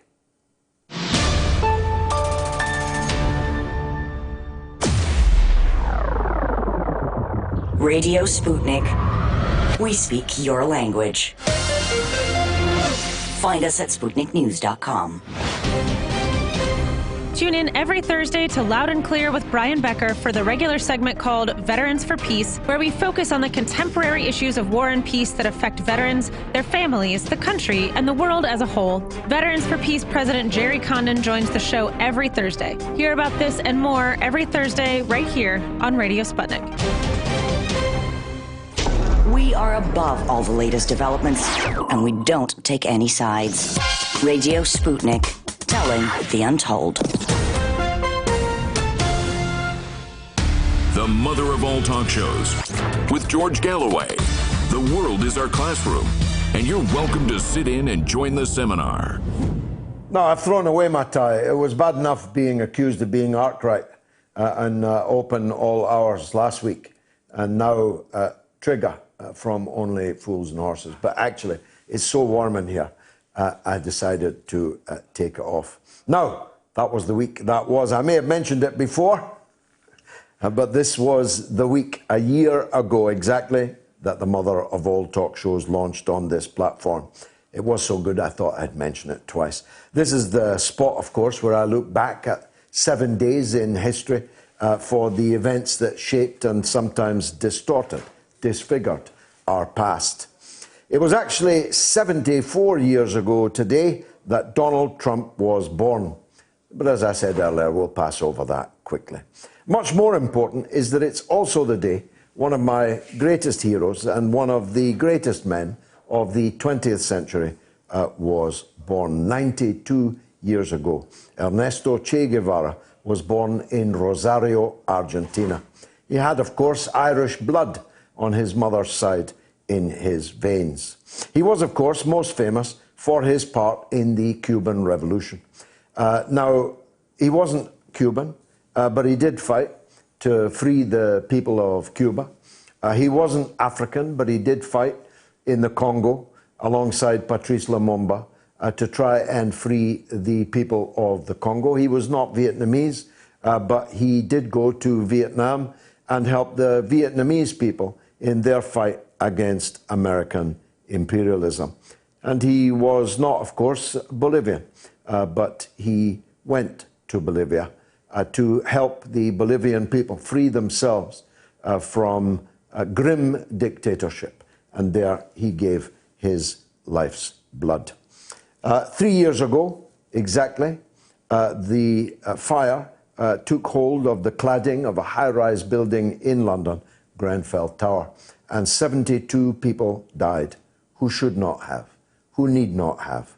72 died because the cladding that was supposed to insulate them and keep the heat in caught fire due to its toxic properties and burned them to death instead.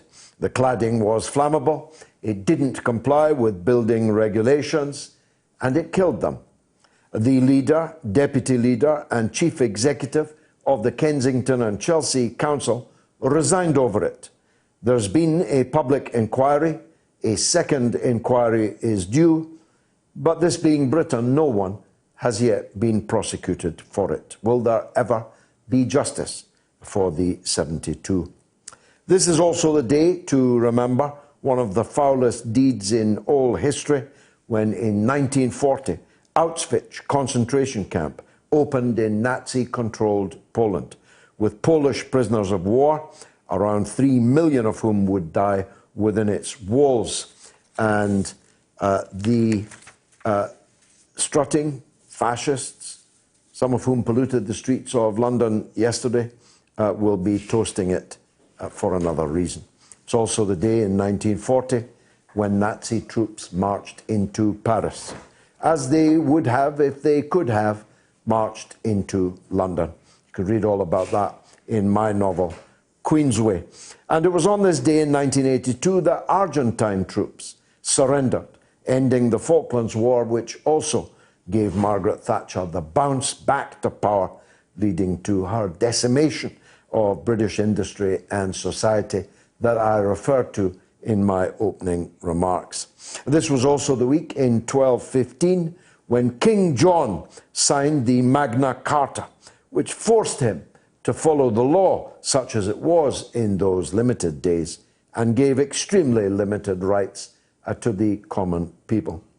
On the 15th of June in 1974, a National Front march through central London in protest at the government's amnesty for illegal immigrants clashed with police and a counter-demonstration in Red Lion Square. One man, Kevin Gately, a second-year university student, died when he was hit on the head with a police baton. It was also the day in 1965 that Bob Dylan recorded one of his greatest ever tracks, Like a Rolling Stone. In 1963, on June the 16th, the Soviet Union launched the first woman into space, Valentina Tereshkova, still alive and still a member of the Russian parliament. 2 days later, she returned to Earth safely. On June the 16th in 1960 was also the day that Alfred Hitchcock's spine-chilling movie Psycho opened. We've been living in that movie ever since. On June the 18th, 1940, Winston Churchill made his famous "This was their finest hour" speech. He talked, of course, of the Royal Air Force heroes. Never in the field of human conflict have so many owed so much to so few. He lauded the pilots and the crews fighting the Battle of Britain and encouraged the country never to kneel to Nazism. And this was the week in 1975 that Lord Lucan was convicted of murdering the nanny of his 3 young children, mistaking her for his wife. He fled the scene and has never been seen nor heard of since. It's thought that he committed suicide, but much in the way that it's thought that Jeffrey Epstein committed suicide, if you know what I mean. And this was the week in 1862 when slavery was abolished in all US territories. Well, up to a point. On June the 19th in 1970, I remember it well, baking hot day, Edward Heath became the new British Prime Minister after a surprise victory for the Conservatives in that year's general election. The result confounded all opinion polls, which had predicted a comfortable win for Labour. And finally, on the 20th of June, 1975, Steven Spielberg's blockbuster movie Jaws came out. If you haven't seen it, I'd be amazed. But if you watch your TV for long enough, you're bound to catch a rerun. And if you do, you'll see what happened when the mayor, for reasons of business, insisted on reopening the beach, even though there was a wild, very wild shark menacing the bathers. Let's take some calls. Sean in Lanarkshire, who's a new caller, and especially welcome, therefore. Sean, welcome. Hi there, George. How are you? I'm good, thank you very much. I'd like to wish you a first happy birthday. It's an honour to wish you a happy birthday on this occasion. Thanks, Sean. Appreciate it. Not at all. The first thing I'd like to talk about, George, is the treatment of the statue down in London of Churchill. Yeah. Now, my own political views wouldn't make me a fan of the man by any manner of means. But the recognition of what that man done at that moment in time needs to be honoured. Exactly. If it wasn't for him, these people would be getting shot. Exactly. And their families would most likely be getting shot. And their extended families would probably most likely be getting locked up in prison camps. Now, we know that because that's what Hitler done. To millions. In every occupied country. And we would have been just another occupied country. Because at least half of the British ruling class wanted to surrender to Hitler once France had fallen. It was only Churchill and the Labour leaders, Greenwood and Attlee, who forced Britain to stay in the war. Otherwise, the war would have been over in May of 1940. Yeah. Before the Americans, before the Russians were even in it. The other point, if you wouldn't mind me making another point, George, is that my fear is that the Black Lives Matter. Hello? Yeah, go on, you're doing well. Sorry, I was just thinking that the Black Lives Matter movement, my fear is that they will only achieve equality among other slaves, because we are currently all slaves to an economic system that is racist to 99% of the world's population. And we need to recognise that when I stand in solidarity with my black brothers and sisters and my Asian brothers and sisters and all peoples all over the world, I'm not standing there as a white man with any guilt or any conscience about what people who have absolutely no political, emotional, familial, societal connection to in my entire nation family history. I'm not standing with them for that, George. I'm standing with them to unslave all of us. Great call, Sean. Absolutely great call. Don't be a stranger. Come back soon. Let's go to Stephen in Northamptonshire. Go ahead, Stephen. Stephen. Hi, George. How are you doing? Stephen, are you there? Yeah, I'm here. Hello. Yeah, go ahead, mate. Hi, George. Hi. I used to be heavily involved with the far right. I used to provide the content for them, the media, and used to run some of their social media pages. They always say they're not racist, but they are. I've been involved in many meetings backstage. I've even got secret recordings that I took of them being openly racist. I'm not going to name any specific people or organisations for my own safety. I've now left, and it's the best thing I've ever done. These people used to glue me at 17 to get involved in these movements. I'm now 22. And I guess listening to you and the kind of message they put out is that every person on the left is some sympathiser for terrorism, neoliberalism. And I finally realised that that's not the case at all. Well, I'm very glad to hear that, Stephen. And let me probe a little bit further, notwithstanding your anxieties about identification and so on. Can I ask you, what was it that drew you in to the far right at the age of 17? What were the key messages that drew you in? It's mainly to do with they used to target on Facebook and other social media platforms mainly. And it was mainly Brexit. But I could see the vote wasn't being respected.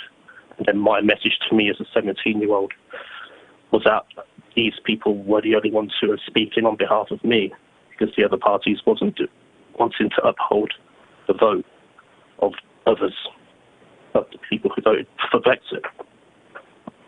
Very interesting. Now, the racism that you heard and recorded, was this, as has become vogue recently, anti-Muslim racism, or were there other targets? Were black people the targets of their ire? Were Jewish people the targets of their ire? Yes, all of them. Every person who wasn't white.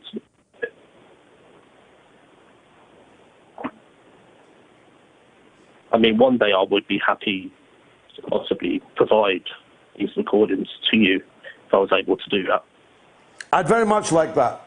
And stay in touch, Stephen, and I'm glad that I played some small part in your salvation from what could have been a hideous future. Thanks, Stephen, in Northamptonshire. Now, I dealt with some of these issues in my short for RT this week. Take a look. Off with the head of Christopher Columbus. Down with the statuary of English slave traders. There are a lot of rum people standing on top of plinths, the length and breadth of Britain. That's why pigeons have always had my respect, having on their heads for several centuries. There's, of course, a whole panoply of criminals in British imperialist history, and one or two golden moments too. The reality is that we can't get rid of everyone who was associated in their time with evil thoughts or even every evil deed. But there are particularly gratuitous, egregious examples of evil that have no place in the modern world, either in America or in Britain. Christopher Columbus himself cut the ears of the Aboriginal people that he fell upon like a wolf before bringing in European colonial hordes to genocidally wipe out almost every last one of the Native American people. Christopher Columbus didn't discover America. There were 100 million people nearly living there when he, quote unquote, discovered it. But what he did do was open the door to genocide. And so for any Native American or anyone who sympathizes with them, his statue is a particularly egregious insult and ought to go. Edward Colson was, of course, far less well known than Christopher Columbus. But he did ship 86,000 slaves in chains in the holds of ships all the way to the New World, where they then lived out their lives, and their children and grandchildren and their grandchildren after them lived as the property of other human beings. Nearly 20,000 of Edward Colson's victims ended up in the sea. They were lost on the voyage from hunger and disease and brutal punishments. And therefore, for Edward Colson's statue to end up in the drink, a drink that he once foamed with the blood of black Africans, seemed to me his just deserts. And for those who say, well, you needed to consult democracy before getting rid of that statue. There was no democracy in Bristol when Coulson's statue was erected. Virtually nobody in England had the vote when Edward Coulson's statue was erected. For those who say that Coulson was a philanthropist, well, so was Jimmy Savile. Coulson was to philanthropy what Savile was to charity. Who now would complain if a statue of Jimmy Savile were torn down by the grandchildren of his victims? And of course, there are others on whom the target has now fallen. Cecil Rhodes, who stands above Oxford University, is another particularly egregious example of wickedness. Not only was he himself a racist slave trader, not only was he himself responsible for the deaths of thousands of African people, he systemized racial discrimination and paved the way to apartheid in the country called after him, Rhodesia. Remember it? But it would be very foolish indeed to begin to target the statue of Winston Churchill. To be sure, Winston Churchill had many racist views. He had a terrible attitude to Indians, to Africans, to Roman Catholics, to Jews. He was a man of every prejudice present amongst the English upper class at his time, and indeed at this time. But if it wasn't for Winston Churchill, all of us would have been slaves. From the summer of 1940, after the fall of France, until the entry into the war of the Soviet Union and then the United States of America, Britain stood alone, and we only stood because Churchill insisted that we must, when all around him were seeking surrender to Hitlerism, and some actively working for it. Equally, no one should be attacking the cenotaph, the idea that a monument to the people who fell in the war against fascism, which sought to enslave us all, should be desecrated by people claiming that Black Lives Matter, is clearly offensive to the great majority of the British people. So I'm all for rooting through British imperial history and selecting the worst examples for removal from their plinths.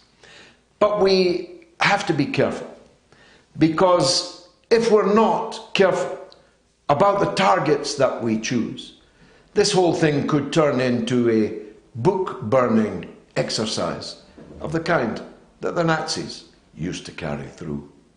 If we're not careful, then it will become a cultural revolution disconnected from the political and economic revolution that this country really needs. And it will divide the country, as it has done in the United States, in the interests of the rich and powerful, who will be able to seduce to their side decent, hard-working, working-class people who don't like to see some of the heroes that they were brought up on, like Sir Francis Drake, for example, characterized as beasts and consigned to be toppled and thrown into the water.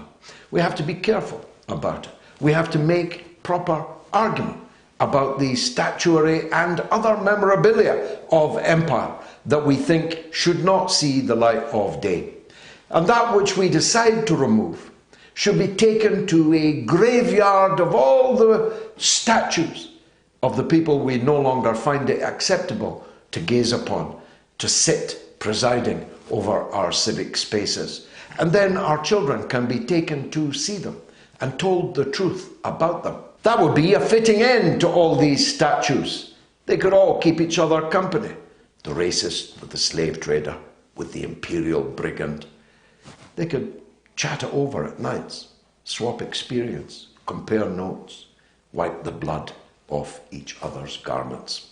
But for me, what Britain needs more than a cultural revolution is a political revolution, an economic revolution.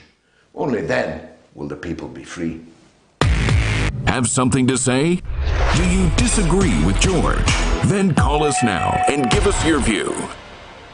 Well, that was my view on the situation. I appreciate it's not a knee-jerk set of positions. It's my studied and carefully worked out stand based on a very long political life and quite a deep understanding of British society. But I'm happy to take your arguments on board. So either call me or send an email or at least tweet at George Galloway at RTUK.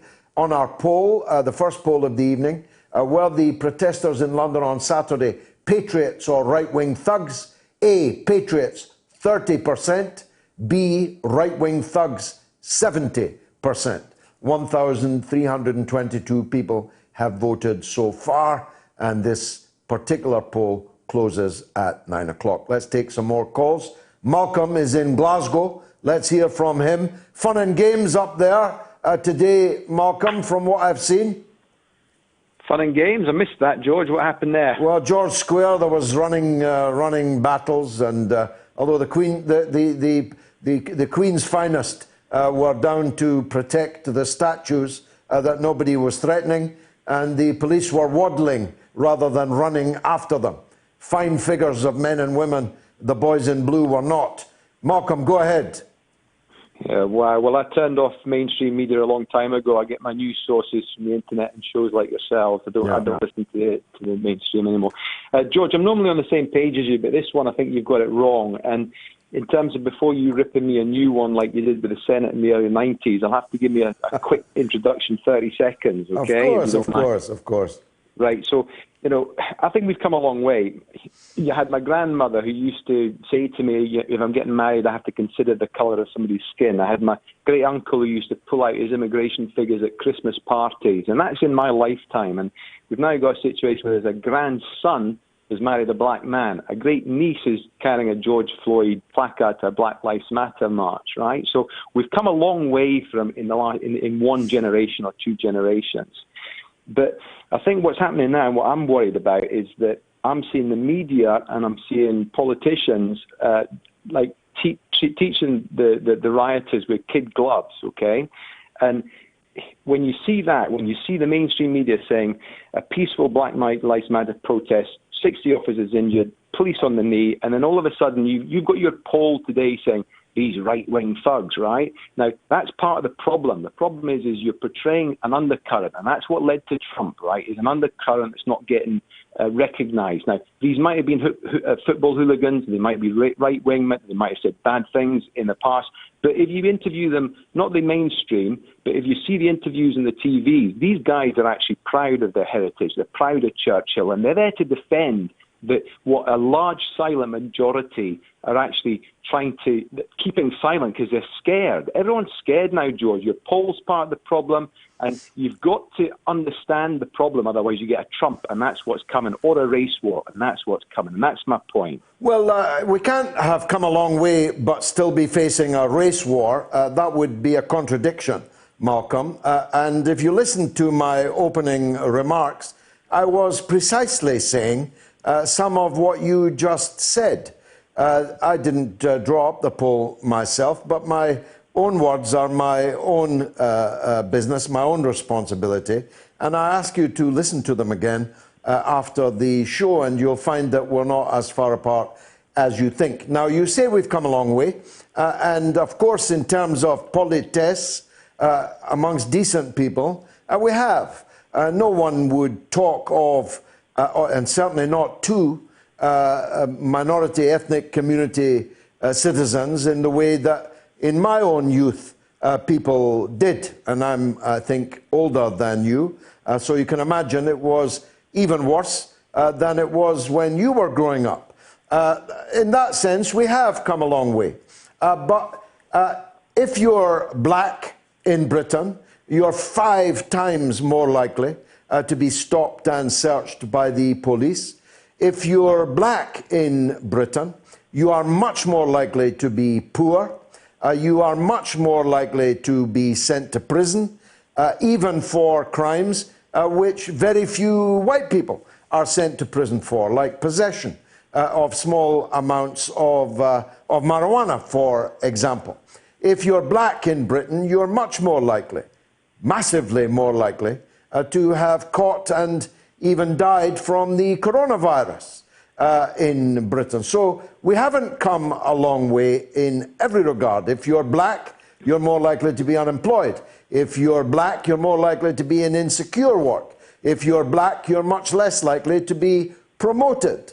So on the face of it, well, the lipstick is prettier, but the fundamentals for black and minority ethnic communities here in Britain haven't changed all that much, Malcolm. I'd agree with you to an extent. I mean, and I agree. And you've got the figures, and you've mentioned all those ones. And you've got in America, for example, a black family will be worth $17,000, and an average white family will be worth 10 times that, $175,000. It's a staggering difference, yeah. Staggering difference, and you've got, and also what I see with the Antifa, and it's a lot of young white people that are involved in that. I think that's against the system of the finance. What chance have these guys got on getting on a property ladder? What chance have they got?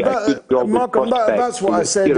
That's what I said in my last week's short on RT. That this is a revolt of the millennials, the people born in the 21st century, or at least coming of age in the 21st century, who are the first generation to have nothing to look forward to have a worse standard of living to look forward to than their parents had. This is a revolt not just about George Floyd, not just about police brutality, but about the lack of opportunity, the lack of a future for young people. Last word to you, Malcolm. Yeah, agreed. My last word is that we're at a dangerous tipping point at the moment, and that can go one of two ways. And what I don't like is that the way the media are portraying all of this, Black Lives Matter is okay, right-wing extremists not okay. I'm starting to see an undercurrent of dissatisfaction and a little bit of a raising of its head of racism within sort of groups that I've known that I've not seen for a long time. And this scares me, Mark. Let's not overestimate it. There were roughly 1,500 people on the marches of the patriots / far right yesterday. That is microscopic in terms of social formation in Britain. Britain is the only country in the world where there is not a single far right, Nazi, fascist councillor, never mind MP. Whereas in much of Europe, we've got such people in significant numbers in Parliament and in local authorities, and in some cases in government. Britain doesn't have that. Britain doesn't like fascists. After all, we played a not insignificant role in defeating fascism. Well said. Thank you, Malcolm. Stefan is in Coventry, and he wants to talk about the far right. Go ahead, Stefan. Oh, good evening, George. Happy birthday. Thank you, my friend. Yeah, so I hope you're well. Just talking about the far right, yes, there's definitely far right activists and that were around Winston Churchill yesterday. And that guy who was urinating up that police memorial, I mean, how would he feel? What would his reaction if it had shown somebody of imagine if that was, if that was a black man. Yeah, but I just want to make you aware of a charity, you may be aware or not, of them. They're called Exit UK. And they sort of, well, the former right-wing members, and the former right-wing member that set it up, along with another charity called Small Steps Consultancy, to steer people away from the far right. And since yesterday, well, the far right have been very active in recruitment while they've been in lockdown, obviously taking advantage of that. But he's been trying to sort of combat that, and he's been doing a lot of work this last weekend, and it's been really stressful for him. He's having a really bad time with it, but the abuse they've been getting of far right and people who are saying he should be doing this and he's fighting for the wrong side, he's a traitor and all that sort of stuff. But I'm trying to get him to call you about his work at some point. I promoted your show to him. When he sort of calms down a bit from all the activities he's been doing this week. I'd be happy to interview him, Stefan. You heard the call earlier. from a young man of 22 who'd That's why I spent prompted my 5 call. years in the far right. It's vital that there's no point in just shouting Nazi at these people. You have to try and win them. And they can be won. That young man was one, and I have had a few others in my life that I didn't just win, but which became a part of us. So it's possible, because the alienation which drives young working class youth and lumpen youth who've fallen out of the economy, who don't have anything at all in their community, in their future. These people are prey to the far right. And Absolutely, we have George. to win them. We have to win them. Yeah, and just want to make you aware of some of the other work he's been doing. He's been actually working with Black Lives Matters regarding the defacing of the St. Athan Churchill statue. And he's got some black servicemen to talk to them about why they shouldn't be doing this. So it's not just the far right he does against them. He actually works with all organisations that try and sort of eliminate extremism from our society. I will be talking to him tomorrow once he's calmed down from all this, and I'll try and get him to give you a call. Good man. But yeah, keep up the good work, George. Your Thank show's you, needed. Stefan. We need more shows. We need two. We need at least 2 shows a week. Well, I know you're busy. I know that. No, I'd be happy to do 2 shows a week. It's a question of persuading RT of that. So let them know on the Twitter, won't you? Thank you very much indeed, Stefan. Now, I was outed the other week as Arkwright from Open All Hours. And tonight I was outed as Trigger on the Mother of All Talk Shows. So the second poll of the evening is, there's Trigger. Well, I see the point. It is a blue jacket of roughly the same shade as mine, a little lighter, and a tie. So Arkwright I was, then I was Trigger. So the second poll is, who should I dress as next week? A, James Dean, B, Elvis, C, Columbo. Columbo. That's spelt wrongly, by the way, Columbo. It should be Colombo, I think. But anyway, you get just one more thing.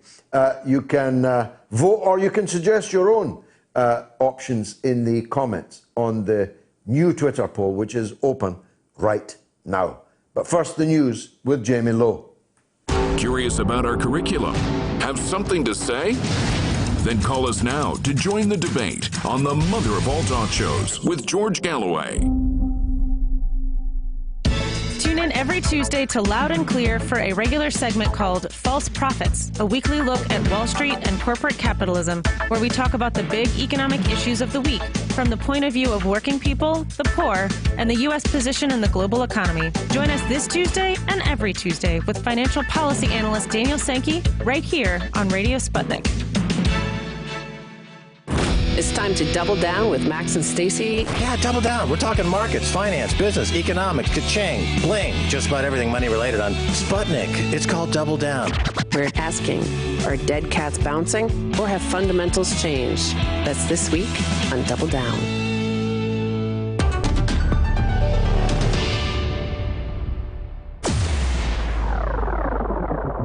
Radio Sputnik. We speak your language. Find us at SputnikNews.com.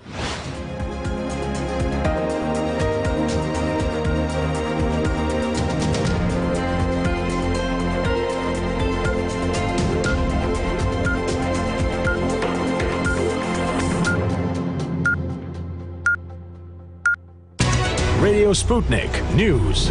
Britain's Prime Minister Boris Johnson has suggested that there will be no reduction in the 2-metre social distancing rule until next month.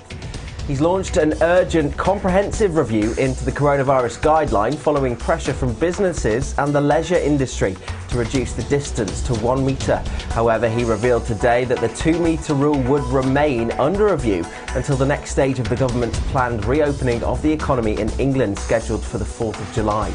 Non-essential retail shops are being allowed to open in England from tomorrow, but pubs, clubs, restaurants, hairdressers and beauty salons are being told to stay closed. A further 36 people in the UK have died after testing positive for coronavirus, taking the total number of deaths to 41,698 according to figures from the Department of Health. The figures include deaths in all settings, not just hospitals. This is the lowest daily rise in the UK since March 22nd, when 35 deaths were recorded. However, figures tend to be lower at the weekend due to reporting delays. Spain is going to re-establish travel connections with other EU countries from next Sunday. Prime Minister Pedro Sánchez has said the only exception is Portugal, which is keeping its own land border closed until the 1st of July. India is to convert another 500 railway carriages to create 8,000 more beds for coronavirus patients in Delhi amid a surge in infections there. An area of the Chinese capital, Beijing, has been put under strict lockdown measures after the city's first coronavirus cases in more than 50 days. Beijing's largest wholesale food market was shut down following a rise in local infections. There were 57 confirmed cases in China in the 24 hours to midnight on Saturday. The National Health Commission has reported it was the highest daily toll since mid-April and included 36 in Beijing. The new cases come amid mounting worldwide concerns over a second wave of the COVID-19 pandemic. Brazil has overtaken the UK as the country with the second highest number of COVID-19 deaths in the world after recording 41,828 fatalities. The hardest hit Latin American nation reported 909 deaths on Friday, with more than 828,000 confirmed cases. It's now just behind the US with the second highest number of coronavirus-related deaths. President Jair Bolsonaro has come under fire for his handling of the crisis after he dismissed the pandemic as a little flu and has refused to wear a mask or practice social distancing. He has also rejected ordering quarantines, and many Brazilians have criticised him for opposing city and state measures such as lockdowns and other steps to curb the spread of the virus. The third anniversary of the Grenfell Tower fire in London, where 72 people died, is being marked today in commemorations taking place online because of the coronavirus lockdown. A series of video messages from relatives of the victims were played during a virtual service, remembering the 72 people who died, hosted by the Bishop of Kensington, the Reverend Dr. Graham Tomlin. Survivors group Grenfell United has asked homeowners across the UK to display green lights from windows from 10:30 p.m. tonight. And in the United States, Atlanta's police chief has resigned after the fatal shooting of an African-American man during an arrest. Rayshard Brooks, aged 27, was shot by an officer during a struggle at a drive-through restaurant late on Friday. On Saturday, protesters set fire to the Wendy's restaurant where the shooting occurred, and Police Chief Erica Shields later handed in her resignation. Police in the UK have made an arrest after a man was photographed apparently urinating next to a memorial for PC Keith Palmer, who was stabbed to death during a terror attack in Westminster. The incident is believed to have taken place on Saturday afternoon during a far-right protest in Parliament Square in central London. PC Palmer was killed in 2017 by Khalid Massoud, a terrorist who stormed the gates near Parliament after killing 4 pedestrians with his car on Westminster Bridge. Police said on Sunday that a 28-year-old man has been arrested on suspicion of outraging public decency. The man is currently in custody in Essex after presenting himself at a police station, the Metropolitan Police have said in a statement. And finally, when it comes to this news story, you'll either love it or hate it. There's a Marmite shortage. The economic fallout from the coronavirus has spread to the British breakfast staple, with Marmite's manufacturer announcing it can no longer produce large jars of the brown, sticky paste. That's because Marmite is made from yeast extract, a crucial ingredient that's a byproduct of beer brewing. And with brewers slowing or stalling productions after pubs and restaurants were forced to close in March, it's now in short supply.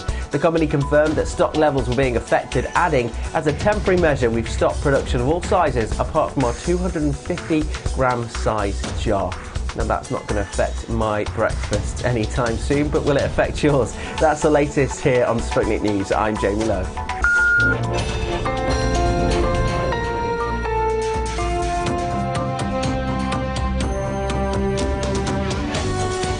You're listening to Radio Sputnik. Telling the untold. Welcome to the Open University of the Airwaves with George Galloway. Only on Sputnik Radio. You're watching the mother of all talk shows. A very auspicious episode, the 52nd, our 1-year anniversary in this, the greatest of all in this. I mean, it's unbelievable, this. If I were to tell you what the audience was for my talk radio show, I won't to spare their blushes. If I were to tell you what the audience for other presenters on talk radio was, and I won't do that to spare their very much deeper blushes. And then we end up having been sacked from talk radio on a platform which for the last 9 weeks has consistently had more than 500,000 viewers plus listeners all over the world that we can't count. Talk about landing on your feet. Now, poll number 2 has opened. Who should I dress as next week? We've done Arkwright, we've done Trigger. A, James Dean. B, Elvis. C, Columbo. They didn't say which Elvis, which might be a clue. Or you can suggest your own in the comments on my Twitter poll at George Galloway. And my goodness, some of the suggestions that are flooding in now are simply hilarious, I must say.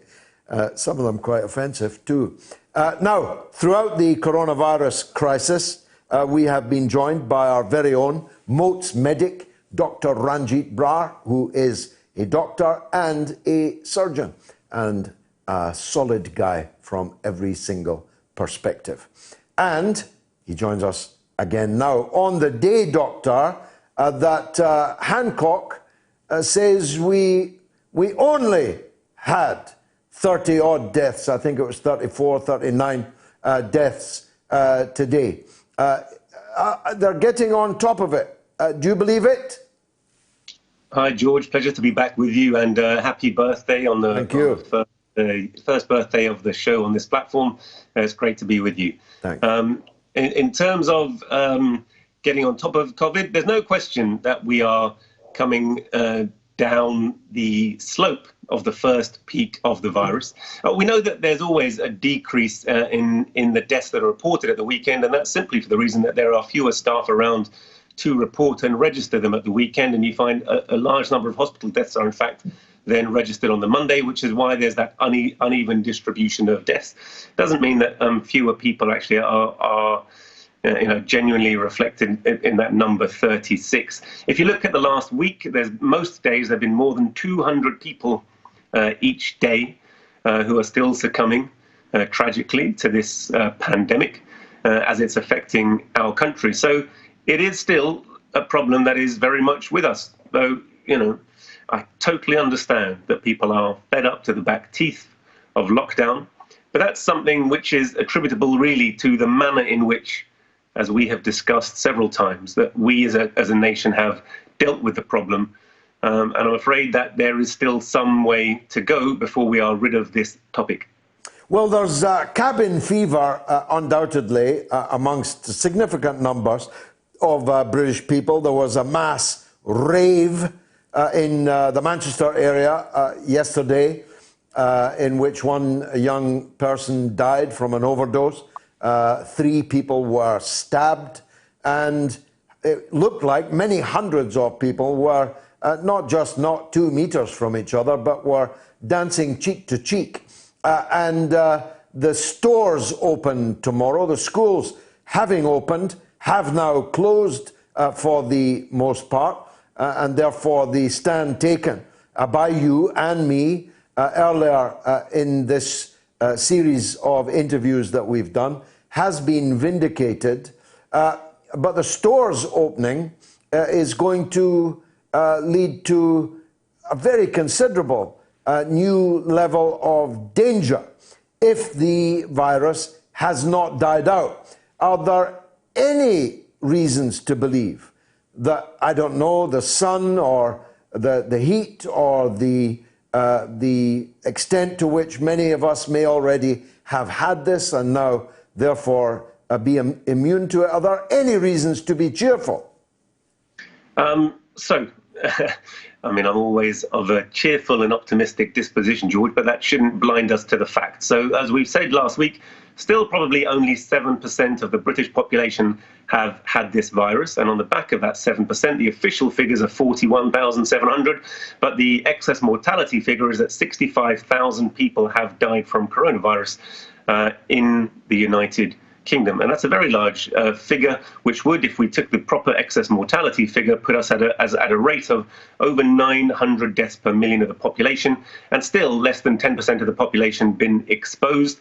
So there's a long way to run. If we look at just random testing of people who are currently infected, then it's estimated between 40 and 50,000 people at any one time currently have the virus, so a large number of people. And the way in which we have got to these relatively low numbers of deaths, though, really 200 people dying per day, is a large number still, George, and we shouldn't be blinded by one single, Sunday of 36. It's really most days this week, it's been 200 people or more dying of the coronavirus.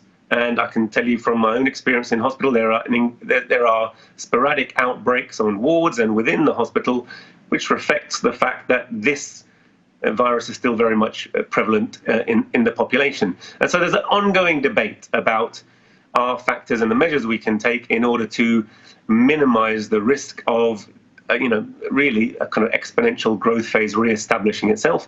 And you can quite clearly see from all of the debate going on within government, on the one hand, there's pressure from business to reopen, to try and get back towards some kind of normal, though we have witnessed the onset of a massive global recession, which is something we will be dealing with for a long time to come. And there's increasing talk about renewed austerity measures, which will pay for the furlough scheme and all the rest of the 300 billion plus bailout of business.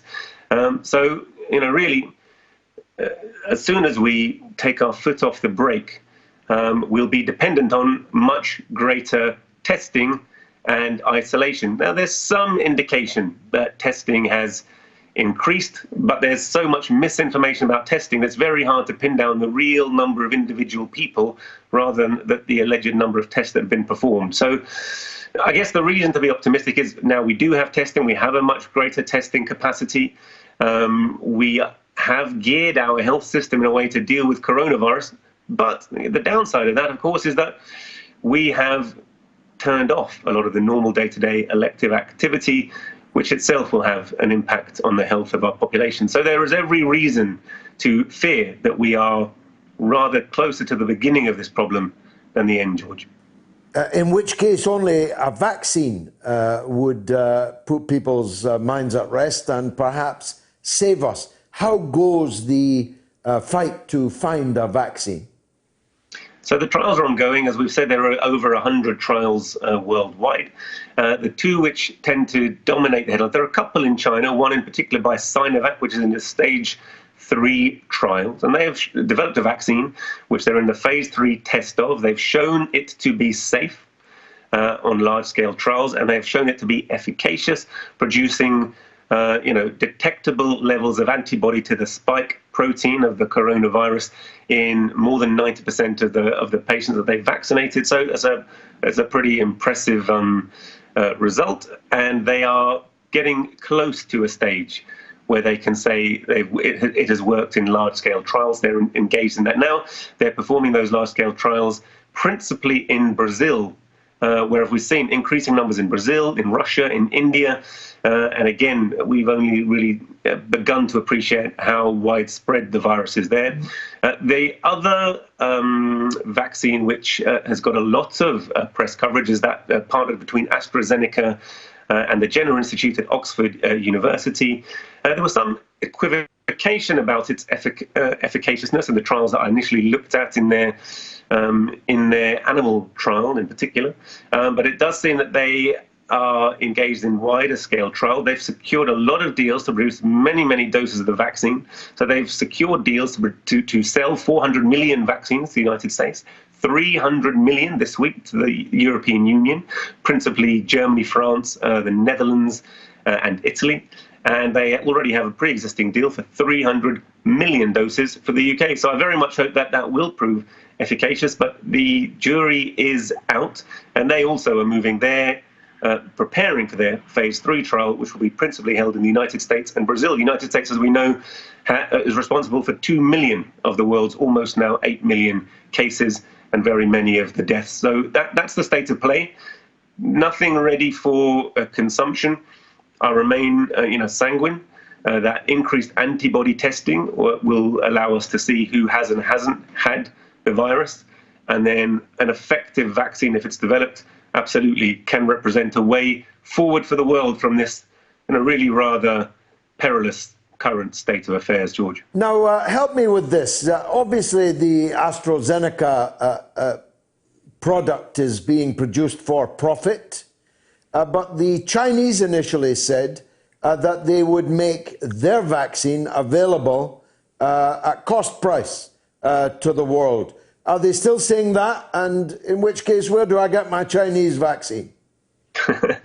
It's a good question. And that will be kind of down to the local procurement policy of any individual nation. I'm absolutely sure that the majority of the richest nations will buy the for-profit vaccine from their own companies because they are very closely allied. The government and business in these countries is extremely closely allied. But you're right, the Chinese premier appeared at I think it was the 39th conference of the World Health Organization and made a very sober and, sanguine speech in which he pointed out, some of the lies that have been told about his country, but also said that they were making great progress towards producing a viable vaccine. And to quote his words, he said that would be made available as a public good, much in the same way as they've made free of charge all of their research in the public health measures. It still remains the case, that China's great success and other countries' great success in dealing with the vaccine have been the public health measures, the infrastructure measures, and the manner in which their government and administration mobilized to protect the lives of their people and put the consideration of people's lives first. But they have said they will produce the vaccine at cost, you're quite right, and that they would make it available for those who want it. But it will be up to our local health system to say whether or not they will take that and administer it to the population. Yeah, you don't need to be Einstein to work out what that choice will be. Finally, and I'm grateful for your time as always, what's the morale now? What's the feeling? What's the chatter in the canteen and on the wards amongst your colleagues in the service? Do they think that they are past the worst, or do they feel that the worst is yet to come? So it's unquestionably the case that there are fewer people with coronavirus in hospital. The number of wards dedicated as pure coronavirus wards are becoming fewer. The number of medical doctors and ITU doctors involved only with treating coronavirus is becoming fewer. Services are planning and making plans to go back to normal service, but equally there are ongoing sporadic outbreaks. It's affecting everything we do. We've got a vastly reduced volume of elective surgery, and it seems that we're heading towards a situation where there are as many as 10 million patients who are on the NHS waiting list for appointments and procedures. When going into this coronavirus crisis, there were 2 million. So it does highlight one thing. We're told that the NHS has not been overwhelmed. Certainly the Conservative Party in their daily briefings, the ministerial leaders of those briefings are constantly pointing out that the NHS has not been overwhelmed, and therefore that is the reason we can downgrade our response to coronavirus. Really, these statistics show you that that is not the case. The NHS was overwhelmed.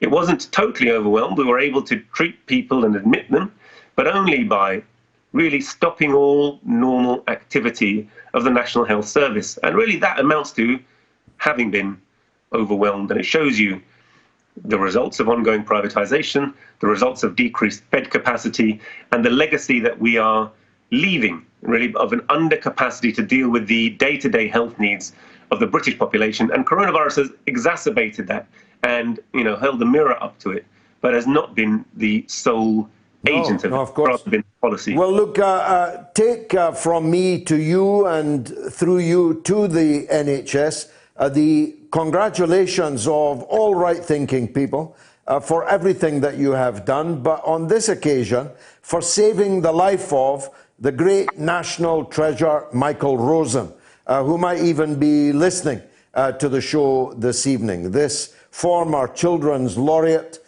children's author, this mountain of an intellect and a man, he spent 100 days at death's door. But thanks to the NHS, he has survived, and he's even back on Twitter. And may God strengthen him. Thank you, Dr. Ranjeet, for everything and for your appearance on the show this evening.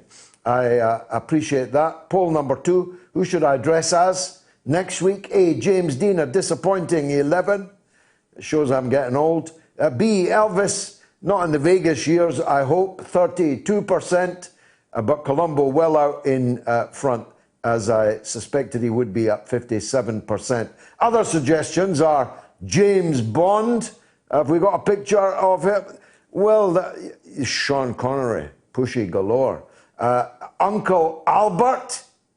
Ah, come on. My beard is never like that. Dame Edna Everage, I never cross-dress. Trust me on that.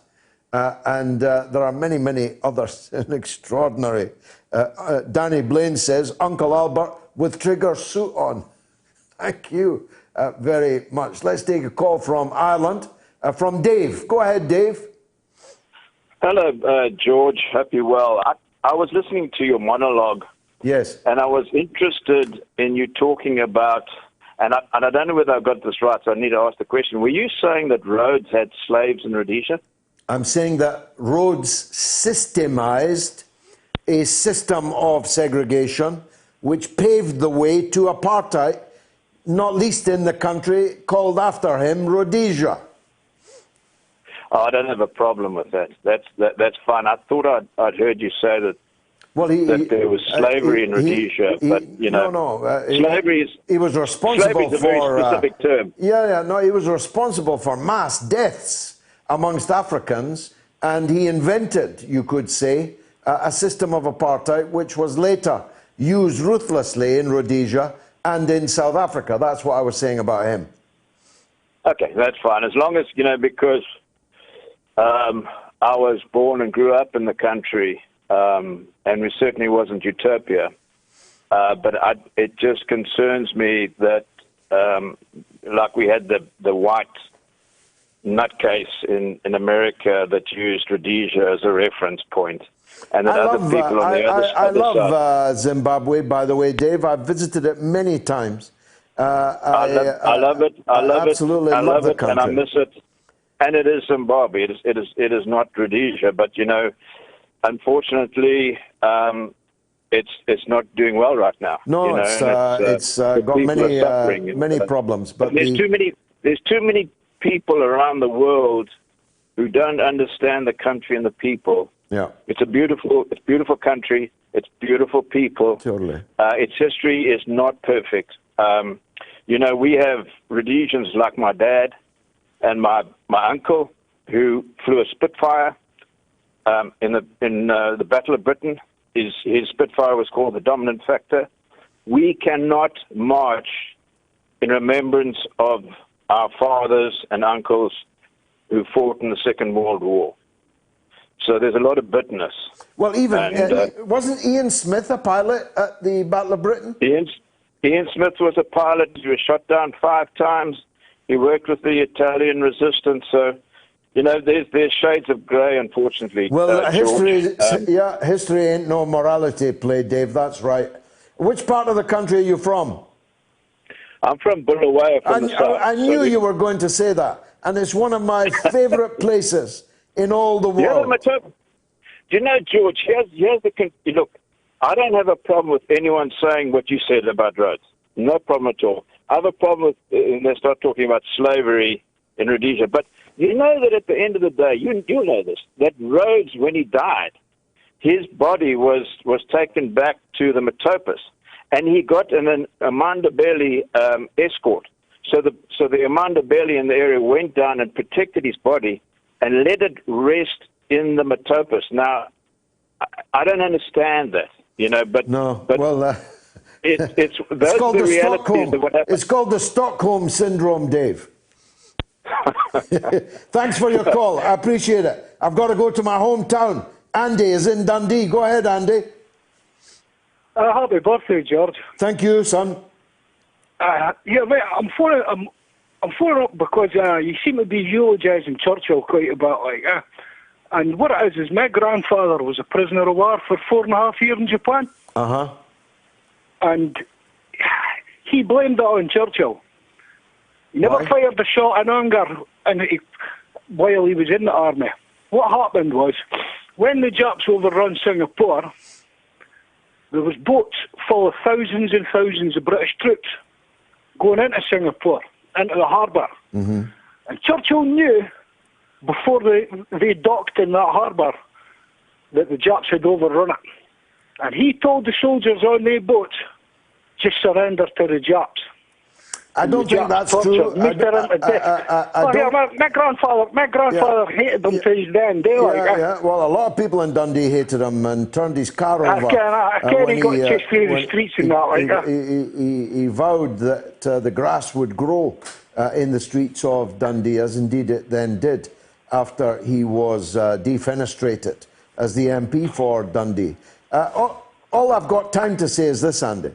I'm eulogising only the period from May of 1940 to June of 1941. And it's not a small eulogy, because if it were not for those 13 months, we wouldn't be having this conversation now, Andy. The war would have been over, and Hitler would have been in London. If you had tell the boats to turn around and come back to Britain, I wouldn't even be making this phone call, George. Yeah, but I think you're factually wrong about that, but I don't have time to get the chapter and verse. Maybe we can talk about it another time, Andy. The very best to you. My cake is looking ever more tempting to me, but I've been told that the smoke alarms in this studio are so sensitive that I cannot light a candle because otherwise the whole building will probably have to be evacuated. Let's take a quick break.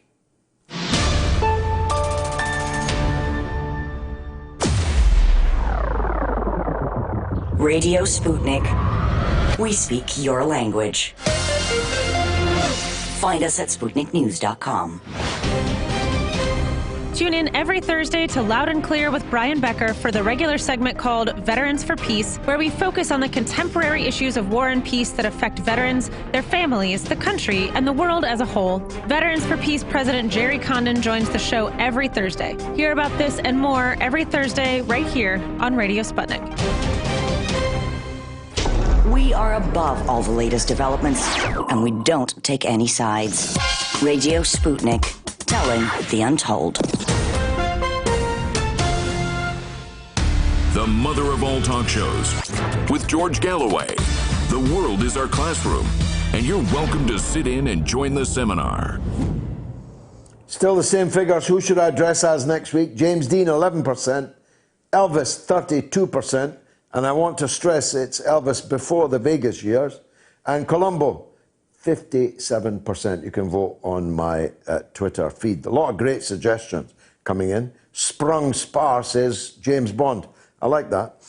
Second Sight, Are You Woke, says C. I presume it means the controller of James Bond. Fargo says, I love Columbo. Neil Curry says, poor Mr. G getting triggered on his birthday. Reckless Abandon says, dress as Boris Johnson. I couldn't possibly step out the door as a scruff like him. Ocean Drive says, Emily Lloyd's dad. That is an interesting one. Who is Emily Lloyd's dad, and why would I dress like him? Basil Faulty, he backs Columbo. Peter backs James Dean. Michael Curry backs Elvis, and so on. Paul Ferry says, no doubt, just look at the Bush family, the behavior of Israel and Bill Gates. It's impossible to debate a Nazi. They want us all dead. And Jennifer Moody says, are you Paul? I don't know what that means. Jason G says, Elvis with the tassels. Boyd Dixon says Ali McCoist. He's some size now, that Ali McCoist. Fargo says burn all the statues. David Otness says, I'd watch, George. I catch all of your shows, Kalimahora, and your Tuesday night speeches included. Basil Faulty says you need to cross your eyes. That's for Colombo. But what you don't know, Basil, is that I spent many years of my childhood with cross eyes.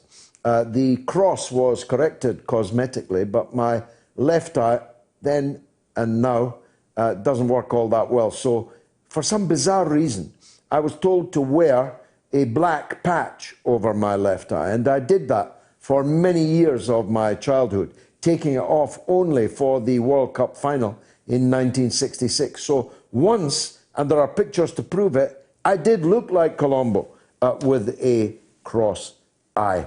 Let's take a call from Ted in Essex. Go ahead, Ted. Hello, George. Good to see you on great form. Thank you, Ted. We're not spoke for quite some time. I used to be a regular caller on your LBC show. I remember your voice. Go ahead, sir.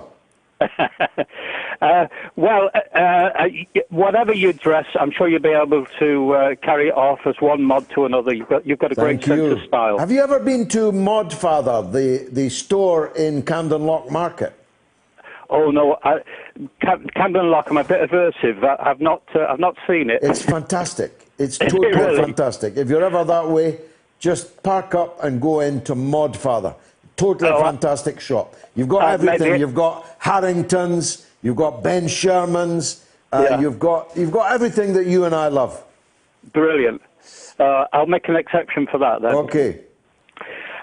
Now, and I didn't expect to be commenting on your dress. It doesn't seem, not very polite. And it's going to seem like I'm going to be catching you out on something else. But just something you said about Colston, which I think you didn't get quite right. I've heard on a couple of occasions you mentioned the fact that he threw over the slaves. You mentioned that the slaves died of disease. Yeah. And were then thrown overboard. Yeah. In fact, I've followed this for a few years as a great journalist on a Bristol station, Tony Gosling, that's been covering it. I mean, this campaign in Bristol to bring down that statue has been going on for years and Many years. Yeah. And anyway, through Tony, I've learned that actually they were thrown overboard when they showed signs of disease, because the insurance would not pay out if they died on the ship.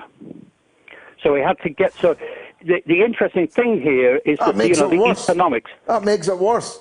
It makes it worse. It makes it worse, and it just highlights the capitalist element of it. But also, I think it's.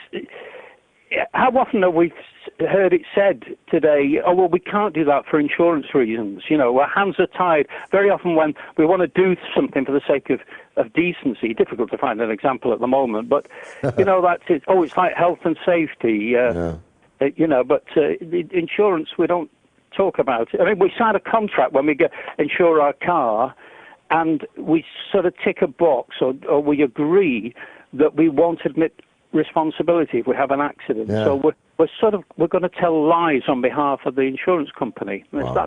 That's normal. Terrific call, Ted. Wonderful to hear your voice again. Thanks for it. Mark is in North Carolina on Epstein. Go ahead, Mark. Yeah, how you doing, George? Hey, George, before I go into about Epstein, I just want to congratulate you for what you did there with Howie Hawkins. You exposed him as the neoliberal that he really is. I knew that before, but most people didn't. I'd like to see Jesse Ventura and Cynthia McKinney run on the same ticket there. That would be something that I think would even have a chance of winning. But anyway, as far as Epstein goes, right, I used to be a correctional officer. I know I think you call it a prison officer. If it's in the prison, yeah. Right. Anyway, I've done a lot of, I've done numerous suicide watches, okay? And I can tell you one thing. the story we were given about Epstein is absolutely ridiculous and impossible. Okay? They blamed the two officers for falling asleep. All right? That's nonsense. First of all, there usually is two officers on a suicide watch. However, one would watch the other one, just in case something happened, the other one would give somebody a nudge. And for both of them to fall asleep is very unlikely, especially in a high-profile case like this. Now, if a lot of people don't know, the Bureau of Prisons, which is a federal prison system, is actually where Epstein was held at the MCC, that's the Metropolitan Correctional Center, that William Barr, the Attorney General, is directly in charge of the Bureau of Prisons, all right? He wanted Epstein kept alive. He would have made sure to keep Epstein alive. For one thing, he could have had the U.S. Marshals guard him and take him to a secret place like they do with the witness protection and kept him in custody there. It's very unlikely anything would happen then. The other thing is he could have kept him in a military prison, which they've done with a lot of, mafia, what do you call that? A lot of mafia singers. You call it a singer means, you're squealing, a lot of mafia squealing. Okay? There's a lot of ways they could have kept him alive. They had no intention of wanting to keep him alive. Barr actually has family connections with Epstein. His father actually hired Epstein to work as a teacher, even though Epstein never even had a college degree. He worked as a teacher in an elite school in Manhattan. Okay? Yeah, he was appointed as a teacher. He was appointed as a teacher, Mark, without qualifications to be a teacher. Exactly. He didn't even have a college degree. I couldn't be a teacher. I'm a high school graduate. No way. Who'd hire me as a teacher? All right? And he got that job in Wall Street without having any qualifications in finance. Exactly. The guy was actually not a very bright guy. No, there's much more to this, Mark, than meets the eye. Unfortunately, the time is against us. I'm grateful for your call, believe me. Richard is in Concord in the United States. He's got an update on Governor Jesse Ventura. Better hear that, Richard. Hi, George. Good to talk again. And you? I thought I'd give you all some updates about the grassroots movement to draft the governor.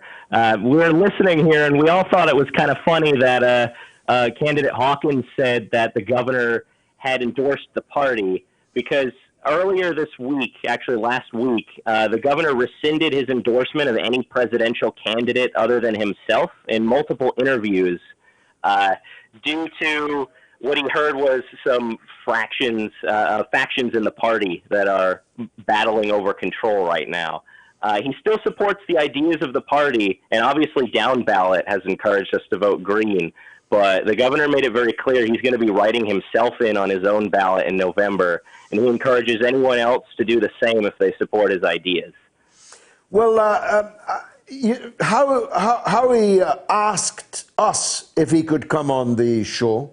I'm not sure he thought it was a good idea after the first 5 minutes or so, but I was bound to point out the very unusual positions he took in an infamous interview now, infamous from my point of view, in which he lambasted all things Russian, lambasted Dr. Jill Stein, his predecessor as candidate, lambasted Julian Assange, lambasted the Syrian government. He's entitled to all those views, of course, but they don't sound all that Green Party or progressive to me. Oh, yeah, and I mean, anyone with a sense of strategy knows exactly how that's going to play out in the general election, right? As soon as he's the nominee, they're going to flip the Russiagate narrative on him, too, because he's a member of the party. Yeah, it doesn't make any sense. Is he trying? It really doesn't. Is he trying to close off that avenue of attack? Well, that won't work. Yeah, they always find a way. It concerns me that we would be choosing a nominee who legitimizes the neo-McCarthyist attitudes of the DNC. I feel like a lot of people who just left the party are trying to get away from that because we want someone who'd actually represent our interests.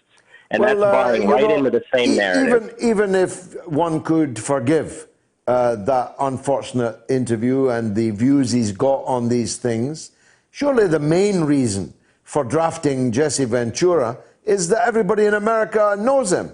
And nobody in America knows Howie Hawkins. Well, you know, some great news about that is even though the governor hadn't fully committed to running, we've now won delegates in 3 different states in the Green Party primary. So I think we're proving the point. Very interesting. Richard, keep us posted, please, with all of that. I appreciate it. So James Dean's at 12, up 1. Elvis at 33, up 1. And Colombo at 55, down 2. Only 390 votes, though. So there's Colombo. Now, you see, I could, especially with my previous squint in my eye, I could pull that look off, I think.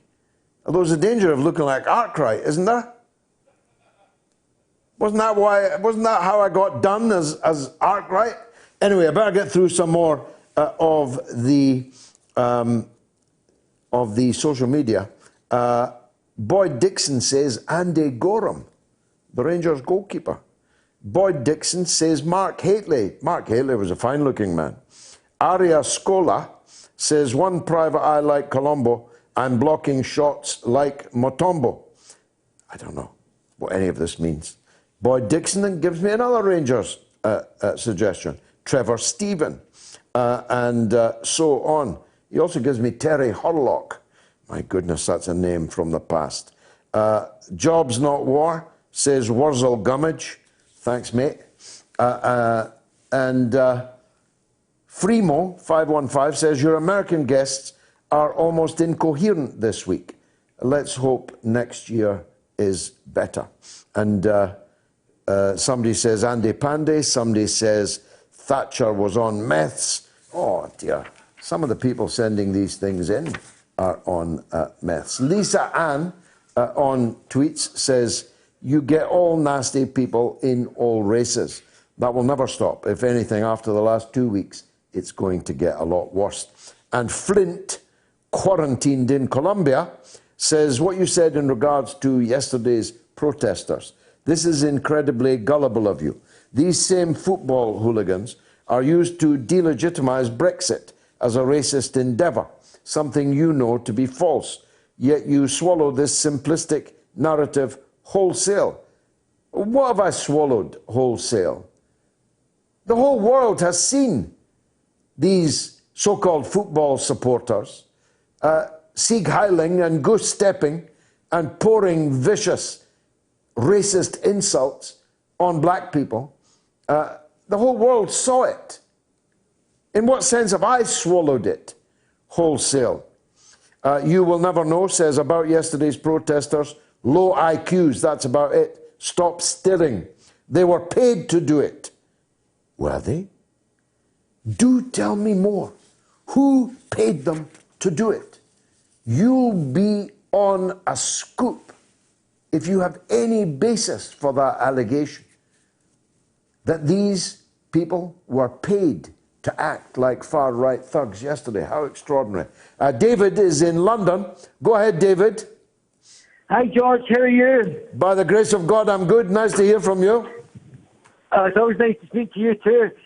George, I don't know, this is my question, but it's just to refer back to the last time I spoke to you. The answer to the question that you had asked me was Neuer Ranchid Scheitum. Do you remember the conversation we had last time, George? Remind me, who is that? David Ballantyne, George. So we're discussing the statue of Frederick Engels, which was put up by the Manchester Labour Party in Manchester. Yes. And I had said to you that Frederick Engels... You said he wanted genocide against Scots. Scots, Basques, Bretons. The Celts basically was German. He was of Prussian ancestry. So, with all the pulling down of statues, George, do you think and obviously Marx and Engels were both racist themselves, do you think these statues should come down? Well, I'm not aware That's not my question anyway, George. That's not my question. Let me skip on. Are there any statues of Karl Marx in Britain? Yeah, I think Hyde Park. Where? And Frederick Engels, obviously, in Manchester. There's no, as far as I know, there's no Karl Marx statue in Hyde Park. There is, George. Where? Oh, there's definitely a statue. It might not be Hyde Park, but there's definitely a statue in the UK. You may be confusing it with his grave. Oh, maybe his grave. Might well be his grave. Well, we're surely not advocating. We're surely not advocating. Not advocating tearing someone's grave down. Not yet, George. Seems like the right direction. Well, I can assure you that neither Marx nor Engels were racist. But anyway, that's not why you've called. Go ahead. No. So Hamza Yusuf says there's too many white people in Scottish higher, like the Justice Secretary, the Justice Departments, and the judiciary, and other aspects. Obviously, Scotland has a 95% white population. There's too many stupid people. I know that. Too many stupid. There's too many stupid people. Yeah. Well, not me, George. I'm on the ball, pal. No, I'm talking about running Scotland. Too many stupid people. Well, we're not disagreeing there, George. I think we're both on the same page there. Yes, I think it's a real letdown from what it was. Yeah. Gone downhill. Yeah. No, they're bringing in this new hate speech. You're bringing in these new hate speech rules, George. They're only going to apply to men. Obviously, misogyny is going to be deemed as a hate speech with up to 7 years in jail, George. So we're a bit worried about you in case you get banged up here if you come up and say anything untoward. Well, I'm against Nicola Sturgeon not because she's a woman. In fact, being a woman's the only good thing about her. I'm against her for 100 reasons, none of which have anything to do with her gender. And there's been allegations that she might be a lesbian, and you need to get rid of that. No, we're not having. We're not having any of that. Ban him from the show, will you? First, he's alleging that Engels wanted to commit genocide against the Scots, and then he's making completely unacceptable attempts to out people's sexuality, either falsely or properly, and we can't have that, and that has to be stricken from the record. Clear the decks, there's a legend on the line. It's Norma in Bristol. Norma, welcome. Hello, George. I wanted to give a bit of praise and say happy birthday to Moats. Because, you know, I've learned so much. And, you know, maybe there's going to be a special birth for you and your wife very soon, too. Yeah, there are only 5 weeks to go, Norma. Is that right? Oh, I thought it was nearer 5 weeks on paper, but as Bill Shankly says, football's played on grass. So you can never count on the due date. But 5 weeks. You'll have to get another cake then, won't you? Definitely. You've got a nice cake there. I do. It's a very nice looking one. She arranged all of that, but unfortunately we're not able to light the candle. No, never mind. But you've been with us a lot longer than 1 year, of course. You were a legend. Yeah. You were a legend long ago. You've always made me feel so welcome, and I thank you for that. And my Twitter followers, you know. I mean, at my age, I keep on about my age, but I feel a sense of belonging and me to feel an individual who matters. And that's quite important, you know. Well, you're much loved. You see, the reason you're a legend... Oh, I don't know. No, I don't know about that. The reason you're a legend is because everybody looks forward to hearing your words of wisdom every week. So may God grant you and your husband long life and long membership of the Open University of the Airways. God bless you, Norma. Thank you so much indeed. Adil is in Oregon, in the United States. Let's hear from him. Adil. Hi, Mr. Galloway. Happy birthday to Moats. Thank you. Again Thank you very much. Thank you. You know, I just wanted to say that this past few weeks has really been, for me, a time of reflection and just deep consternation and at the state of affairs in the country. I feel that just looking at the way some of the officials have responded to BLM, which is something that was just, was compounded by COVID-19. The BLM, the murder and the protests that have erupted, I feel are the indignation that many people feel. I just feel it's just completely justified and righteous. And, viewing some of the responses from some officials, there's been two types of protests. One of them has been kneeling towards a flag. The other has been laying down in prostration and saying the words of a dying man. And then looking at how officials, their demonstration of solidarity to the public is to kneel for the length of time that a man was being murdered. 8 minutes and 26 seconds. That was their way of signaling solidarity. And I just said to myself, my God, this is just people are searching for ways to express their anguish. Adil, it's worth making this point at this stage. The young 17-year-old girl, a black teenager, who filmed the lynching of George Floyd with all the inherent danger to herself for doing so, is a hero of Rosa Parks' stature in this picture. Because if that young girl had been too afraid to take that video, then we might never have heard of it. Absolutely. Absolutely. I mean, it just begs the question as to what are we not seeing? What is not being documented? Yeah. Imagine. Anyway, thanks, Adil. The hour is against us. One last call, I think. Sarkar in Glasgow on Donald Trump's birthday. Go ahead, Sarkar. Oh, George, good evening. Long time, but fantastic show. And happy one-year birthday, George, for the show. Thank you. George, I have a very important question. Off late, you've been seeing protests, counter-protests all over the world with relations to what happened with George Floyd. Like today, I'm in Glasgow. I know something what happened in George Square was not the most pleasing. What I'm more worried is, the U.S. election is sometime in November. See the way the protests have been going on. Do you think that these protests would be hijacked and playing into Donald Trump's hands by mobilizing all the far-right people to vote for him? Because a few days ago he tweeted law and order. This was something which was used by Nixon way back just before his election campaign, I think, during the 1960s problems which happened. Could there be a possibility? Because I don't know. There is, and I alluded to it in my short that you saw earlier, that in fact this is being weaponized by the right in America to turn this into a false dichotomy of black people versus all the others, of anti-fascists against all the others. It's being weaponized into a law and order election.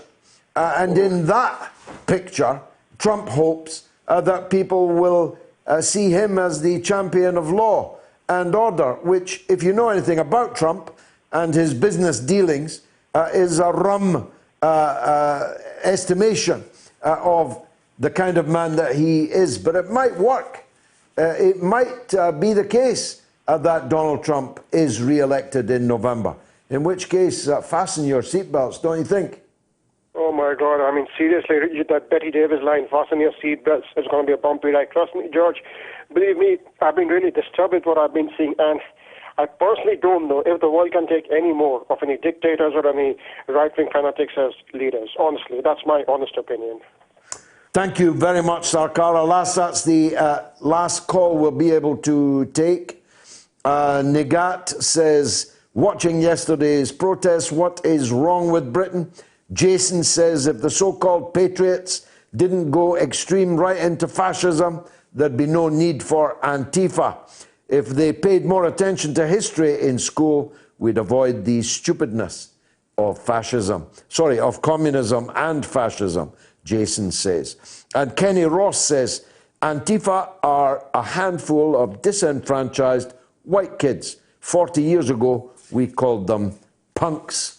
I've not got much time for anything else except to say that it's been a marvellous show for me. I hope it was for you. And if it was, come back next week at the same time in the same place and bring another viewer, bring another listener with you. It is our birthday. It's been a happy birthday despite the insults against my garb, my my attire. And I'm going to enjoy now this special birthday cake. May we stay here for many, many more years, and may you stay with me. It's been marvellous. Come back next week at the same time.